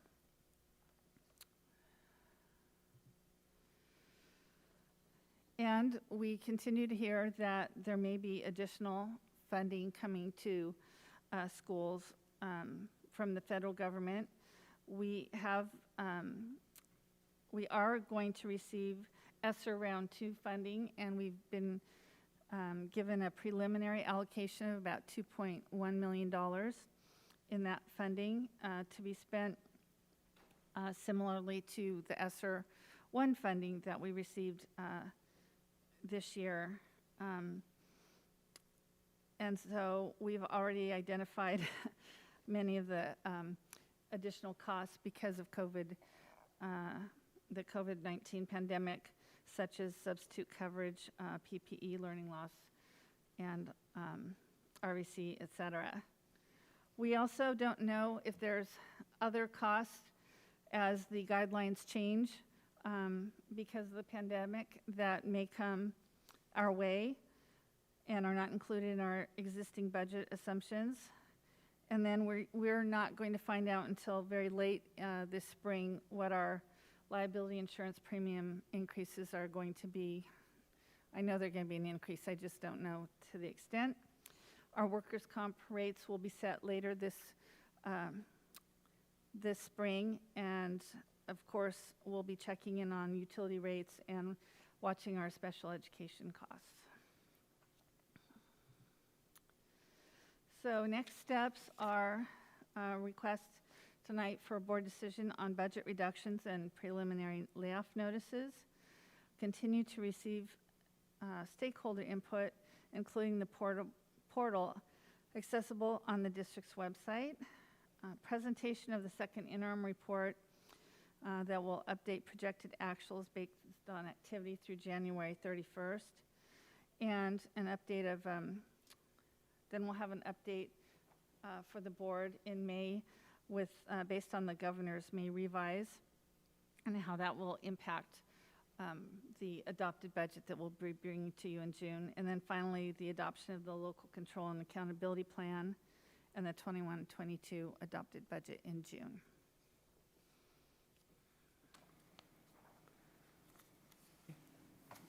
Thank you, Barbara. Do we have any board comments or questions? I actually did just have one question, and I know I was talking in ASB today with our activities director, just kind of looking at what was considered but not recommended. And for me personally, I'm just kind of wondering like what not recommended looks like, and like in the future years to come, is that gonna be recommended or is that gonna be kind of pushed away? That's just kind of like a question that I had. Yeah, I'm happy to. That's a great question. Really, what we thought it was important for the board to understand is these were things that could have been on the list. What are those trade-offs? Because a lot of these involve trade-offs, and so because we've heard a lot of input of folks saying, well, you shouldn't reduce this. Well, we wanted to show what we did not do in order to do that, because if you want to take something off, put something on, and so. We hope to not make any future budget reductions. I would absolutely hope to not have a presentation like this to the board next year. So I can't say that we will or won't have to do that at all. And frankly, every year when we have to kind of look at this, we kind of start from scratch and say, okay, where are we at? What are priorities? What are needs? So just because something's on the consider but not recommended list doesn't mean that will be there, but it is a very transparent way of showing the board and the community what were the decisions that were weighed, what were recommendations that weren't considered. Again, no guarantees, but we are working hard by doing these types of recommendations to hopefully not have to make reductions in the future years. I also do think, though, Jordan, like, these are the types of cuts we're going to have. Like, so this has been a much better fiscal year than we thought. Thank God. It's been great. And so, and to Roger's point, let's hope it continues like this. But if it doesn't, and so there's things we can't control, which is the state budget, the amount of revenue the state gets in, how much they come to us. And if it comes down significantly lower, yeah, we're going to have to pick from this list. But the other thing we can control, we can try to control, is the number of kids who come to our schools. And so we do have an obligation to do everything we can to make sure that, you know, we have, that we continue to, you know, Julie's great point that we continue to have more kids, so we don't have to go to making this. Tracked and retained. Right. Thank you. So, are we doing just questions now, or do you want to do, or this is it? Okay. So, I just want to thank you and your team for doing this. This is just, you know, this is by far the worst part about being on the board. Actually, the next one we have to do is the worst, but this is pretty close. And so, but I do think that the process we went through worked much better, frankly, than last year. And I think the transparency that we did it was very helpful. But I also think that ultimately where we landed was the right place. And while none of these are easy, and these will make a demonstrable and sometimes negative impact by having to make these reductions, the alternative could have been worse. And I think that this notion of keeping our focus on cuts as far away from the classroom as possible, leading with administrator cuts, I think it's shown in this document. And so it's hard to ever say you're proud of budget cuts, but while it pains to do this, I think given where we are, this is the right step forward to make sure we don't, to the point, have to make much more difficult cuts next year. Thank you. Thank you. This is detailed and so easy to understand, and I appreciate it. I just had a question about the ESSER money. I'm assuming that's use it or lose it. Yes, the ESSER $2 we have until September 30th, 2023. Oh, wow. Okay, so round one, though, ended December 31st. Well, the first round of money that we received was in several buckets. So the ESSER 1 funding we can spend through September 30th, 2022. The biggest pot of money was ending December 30th, but then on December 27th, they moved the deadline to December 31st of this year, of 2021. Okay. However, the state is not going to leave it that way. They're talking about giving us as school districts a deadline of spending it by May 31st, so that if any school districts don't spend it by May 31st, then they're going to sweep the money and spend it another way to ensure that they don't have to send any money back to the federal government. So instead of giving us that additional time, the state may get some money to spend it back. So that piece got extended. We think they're still talking about that May deadline. And then there was two other pieces of it. One was Prop 98 money that they're giving us until June to spend. And then there's another piece of federal money called GEAR that's part of this CARES Act that we have until September 30th, 2022. So there's a lot of accounting you can see and keeping track of these different funding levels. And by the way, the requirements on what you can spend for ESSER are different than the requirements for the other money. Wow. So we have to keep track of that as well. And so this ESSER funding can be spent basically the same way as ESSER 1 was spent, but again, we have till 2023 for that funding. Great. That's good. I don't know how you keep it all straight, but I have faith that you will use every penny, so thank you. Just one more question on side 6. I didn't realize we had such a jump in STIRS. Can you explain that? So 2021 to 22, we're at 100,000, and then 22 to 23, we go to 1.4 million. Am I reading that correctly? Yes. Okay. And Beth, correct me if I'm wrong, I think it goes from like 15% to 18%. Because the state bought it down for 2 years and then it jumps back up. Okay. In that next year. And so it is a significant jump. And we, Yeah, that's huge. Okay, thank you.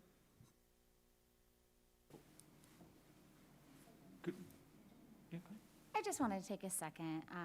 I know this is not easy work. I thank you for taking into consideration the many requests of us as the board and every single one of them to really get out in the community and to hear the needs of our parents, our students, our teachers, and so I thank you.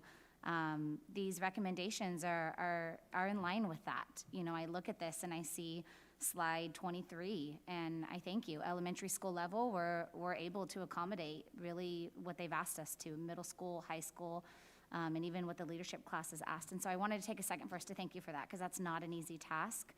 I know many times I was looking through how do we pull this off, and if we replace it, well, it doesn't meet the priorities that our community told us it met. So thank you for the recommendations that you have given, although I know those are not easy for us to discuss. There have been a few questions around these recommendations that I've just received tonight.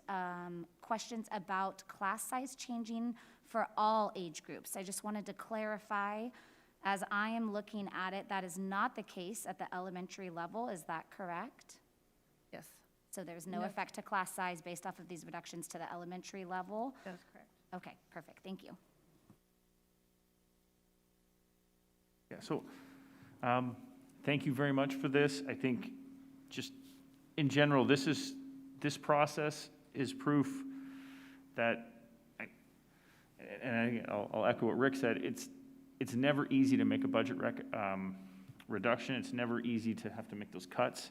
All of us up here are elected from the city of Rocklin and the constituents, and we got that feedback. We incorporated their feedback and also recorded back from the staff, the students, the parents. Again, those are probably people that elected, but all of that ties into the decisions and the things that we made and the things that we didn't cut. So it's not that a board of one or some person that's just sitting here figuring out, well, we can do this, that, or the other. We tried to gather that feedback, make it a more transparent process so we know, so that people understand what is on the page and what's not on the page to cut. So thank you very much for that.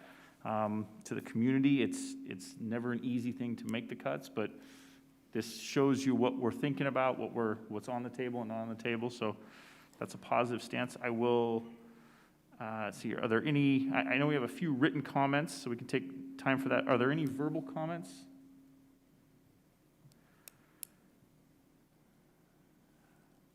Do we have anybody from Zoom who's? President Counter, there are no public comments. Okay, so we'll take about a minute to read a few, I think about four. Gosh, that echoes. About 4 comments, and then we'll go to the next.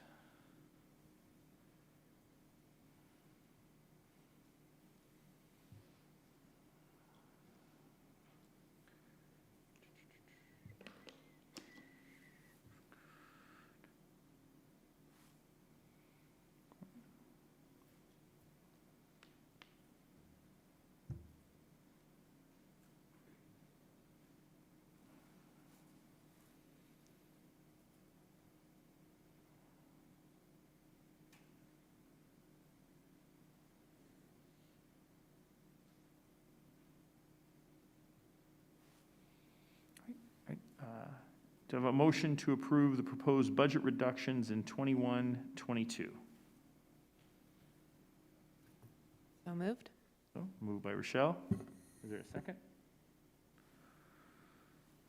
Second. Seconded by Rick. All right. Brenda, will you please call the roll? Jordan Schneider, Yes.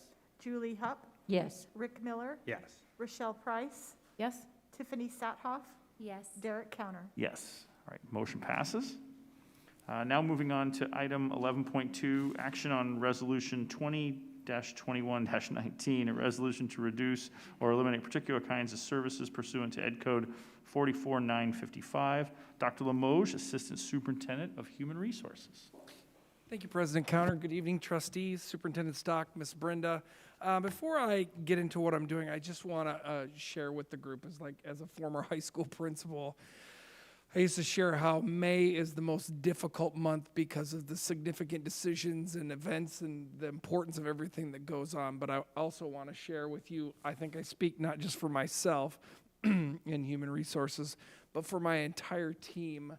how we would say March is always the most difficult month. And it's not that I share that with you is in sympathy for me and my team, but I want to share with you, we understand the gravity of the decisions that are made that come out of our department, and that we attempt to approach those with empathy and sympathy for all the employees that will be affected and or part of the discussions of the next 3 items that I have. And I want you and the people outside that are listening to know my team, because of the gravity and the individuals that we deal with, we put a tremendous amount of work on double checking and triple checking, and I think we did 10 checking today, and conversations with legal counsel to make sure, because we understand that this involves the livelihood of our highly appreciated employees, and we want to make sure that we make the best decision that we can possible.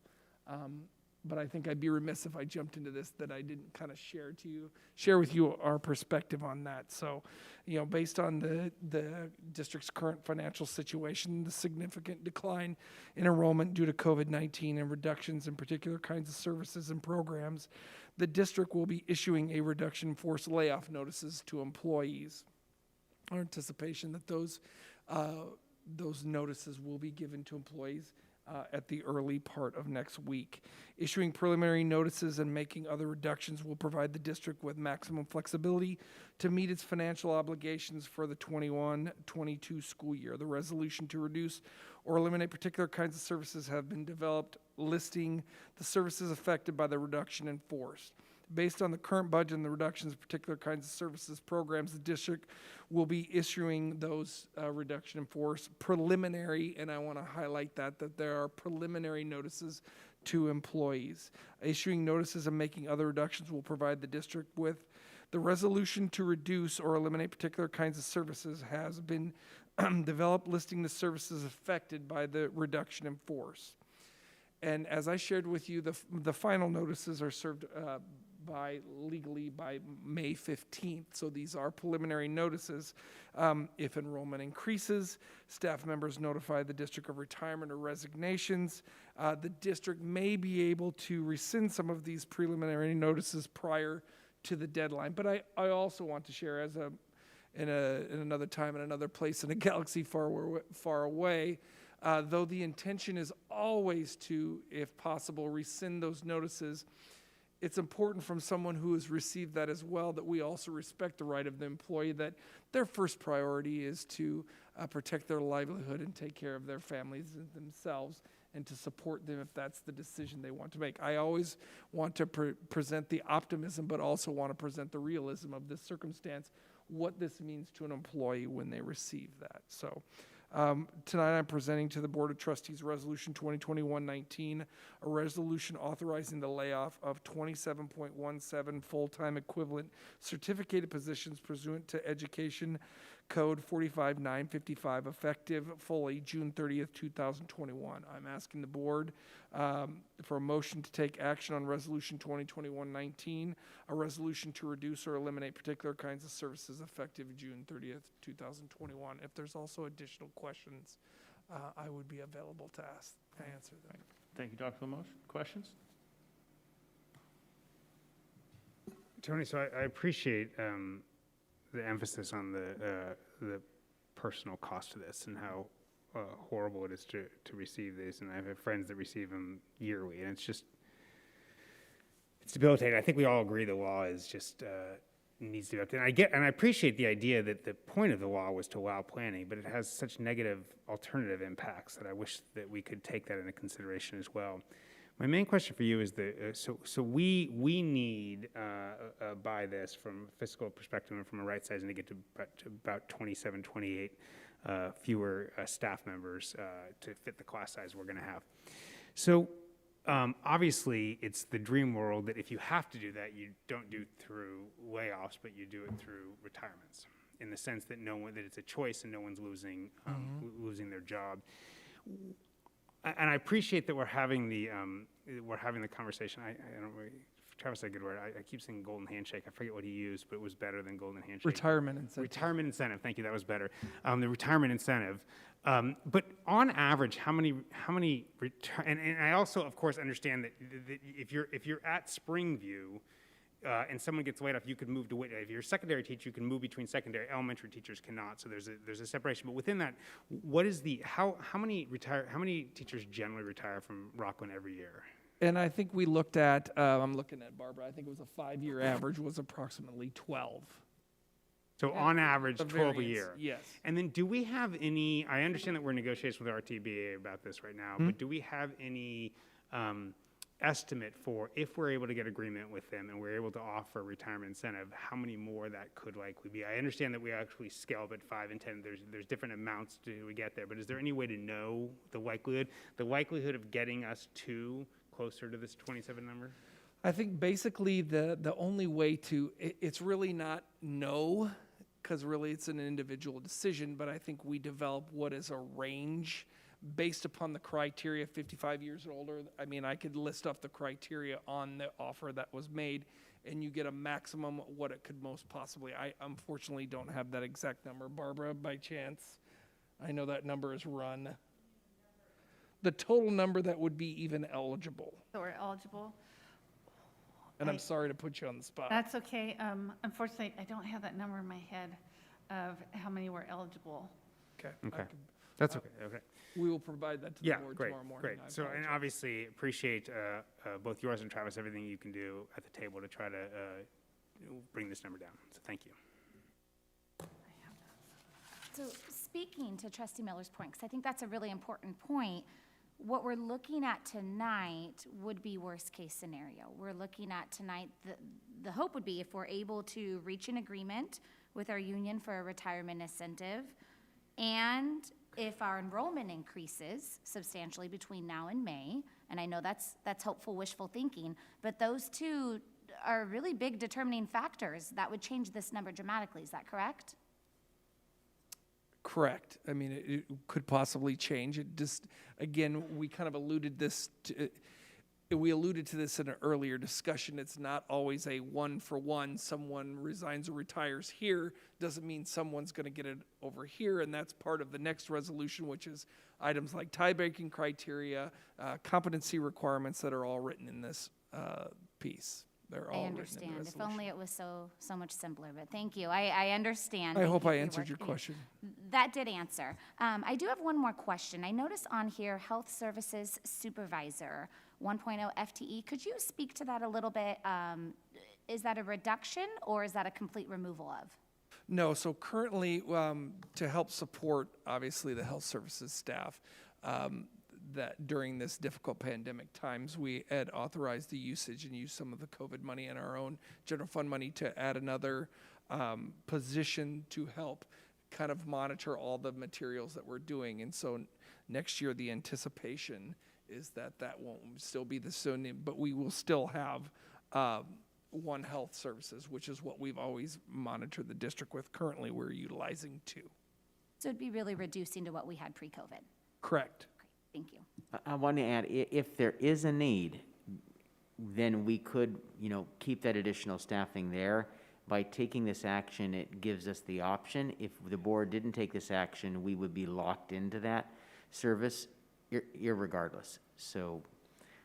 Thank you. Yes, we have the option for all certification or certificated positions to rescind. And just the last, I know it's been talked about, but I want to make sure I fully understand. This resolution is really direct correlation to right-sizing our district. Right-sizing because of our loss of enrollment, this is really a direct response to that, correct? Correct. It is a response to both items, any budget reductions that we did propose and the loss of enrollment and right-sizing, correct. Thank you. Certainly.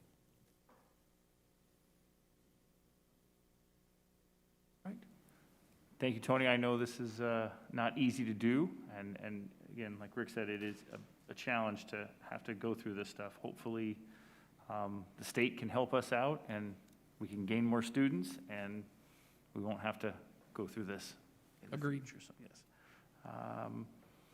Do we have any I don't think I saw any written comment, but do we have any verbal comment? Anybody on Zoom that want to?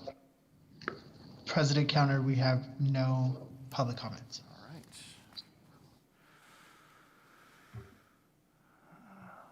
Is there a motion to approve Resolution 20.21 or 2021-19, a resolution to reduce or eliminate particular kinds of services pursuant to Ed Code 44.955? So moved. All right. Moved by Julie, Second. seconded by Tiffany. Brenda, will you please call the roll? Jordan Schneider, Yes. Julie Hupp, Yes. Rick Miller, Yes. Rochelle Price, Yes. Tiffany Sathoff, Yes. Derek Counter. Yes. Motion passes. Now moving to item 11.3, action on Resolution 20-2121, a resolution authorizing the adoption of tie-breaking criteria again. Legendary Dr. Limoges. So part of the, as I shared with you on, there deals with particular kind of reductions of particular kinds of services, deals a lot of with specific positions and or credentials and also competency requirement. But primarily if we're talking like positions with like credentials, credentials, a seniority list is required or is created and posted and frequently updated throughout the year. So one of the pieces for individuals with like credentials that have the same date or same seniority date, it is necessary for those employees that we approve tie-breaking criteria, seniority lists that have been established, and when more than one employee has the same seniority date, a tie-breaking criteria will be applied. The tie-breaking criteria has been developed and is ready for board review. Based upon the budget reductions the district is facing, it is imperative that the district issue reduction of force layoff notices. So the seniority lists have been established, and when more than one employee has the same seniority date, a tie-breaking criteria will be applied. And so that has been presented to you. So the staff, I presented Resolution 2021-21, and I'm asking for a motion to take action on Resolution 2021-21, a resolution authorizing the adoption of the tie-breaking criteria as the next step in the reduction of force for certificated employees. I can also take questions if necessary. Do we have any board comments or questions? All right. Do we have any? I'll move the resolution. Oh, sorry. Written or public comment? Let's take a look at that. President Counter, there are no public comments. All right. I'll say, Rick, is there a motion to approve Resolution 20-2121, a resolution authorizing the adoption of tie-breaking criteria? Rick motioned.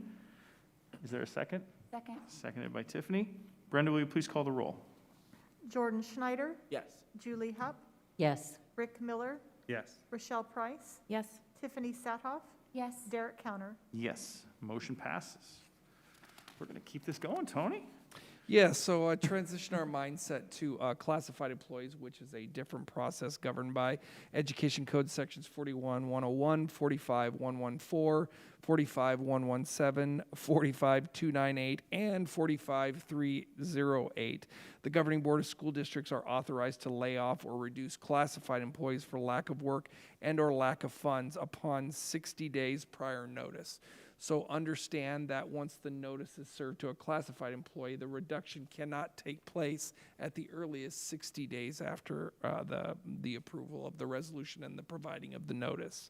So tonight I'm presenting the Board of Trustees Resolution 20-2120, a resolution authorizing the layoff of 2.12875 full-time equivalent classified positions pursuant to the Education Code sections effective. So now I shared with you that legally would have the right of 60 days. However, we are taking, the reductions will take effect and is the plan effective July 30th, 2021. So even though I wanted to outline the legal requirement, which is 60 days, the plan and what I'm asking for in this resolution is they would not take place till June 30th, 2021. So I'm asking for a motion to take action on Resolution 2021-20, a resolution authorizing the reduction of classified school services pursuant to Education Code Sections 45-101, 45-114, 45-117, 45-298, and 45-308 effective June 30th, 2021. I'm also available for any questions if you so Thank you. ask. Do you have any board comments or questions?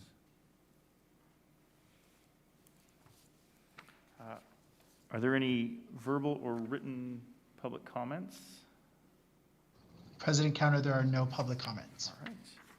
Is there a motion to approve Resolution 20-2120, a resolution authorizing reduction of classified school services? So moved.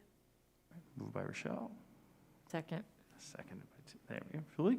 Brenda, will you please call the roll? Jordan Schneider, Yes.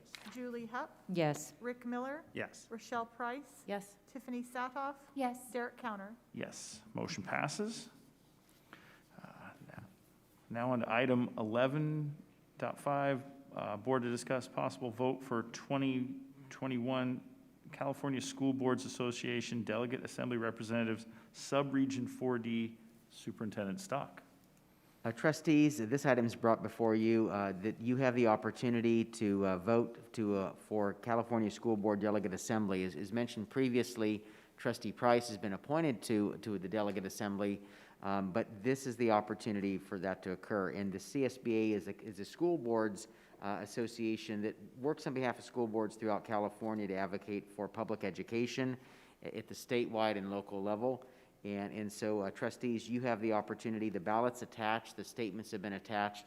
And there are 2 vacancies, and there are 2 incumbent people wishing to be voted for in those positions. So action is needed tonight if you wish to cast your ballot with CSBA. No action would mean no vote is cast by the board. And just to clarify, it's 1 vote per district? Or is it per person? The board has the opportunity to to select 2 votes tonight, and there are 2 candidates. Okay, I think that we vote as a board, not individually. okay. I say we vote. These are 2 incumbents. I've read through their applications. I would make a motion that we vote for both of them. Second, if they're willing, it's theirs. Absolutely.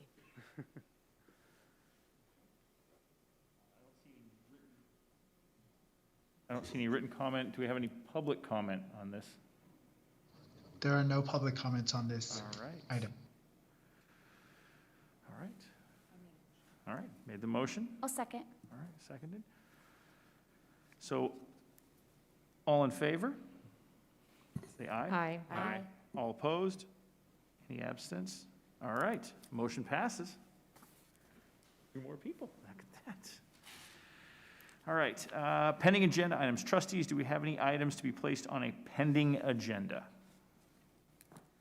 I have one I would like to add. Thank you. Thank you, President Counter. I would like to add an informational item to our next meeting for us as a board to look at the possibility of reopening our board meetings to our public in person. Obviously, taking into consideration all CDPH guidelines and public health guidelines, but would love the opportunity to discuss that and look at a timeline for our community to be able to come join us in person again. All right, excellent. Motion, do I have a? I think, We don't need a motion. Someone has second, and then it goes on the agenda. I'll second it. all right, excellent. Seconded by Rochelle. So the next board meeting we have, can we add that as a agenda item? Yeah, so it's March 17th. We'll add an information item regarding board meeting logistics, and so the board can discuss that item. All right, great. Thank you. Thank you. All right. Anything else? So let's see here. The board will now adjourn to a closed session regarding items listed on the agenda. And for that, for those of you waiting at home, that's pretty much the most of it. Unless Marty wants to, okay, we're going to leave it there. All right. Thank you very much for that. And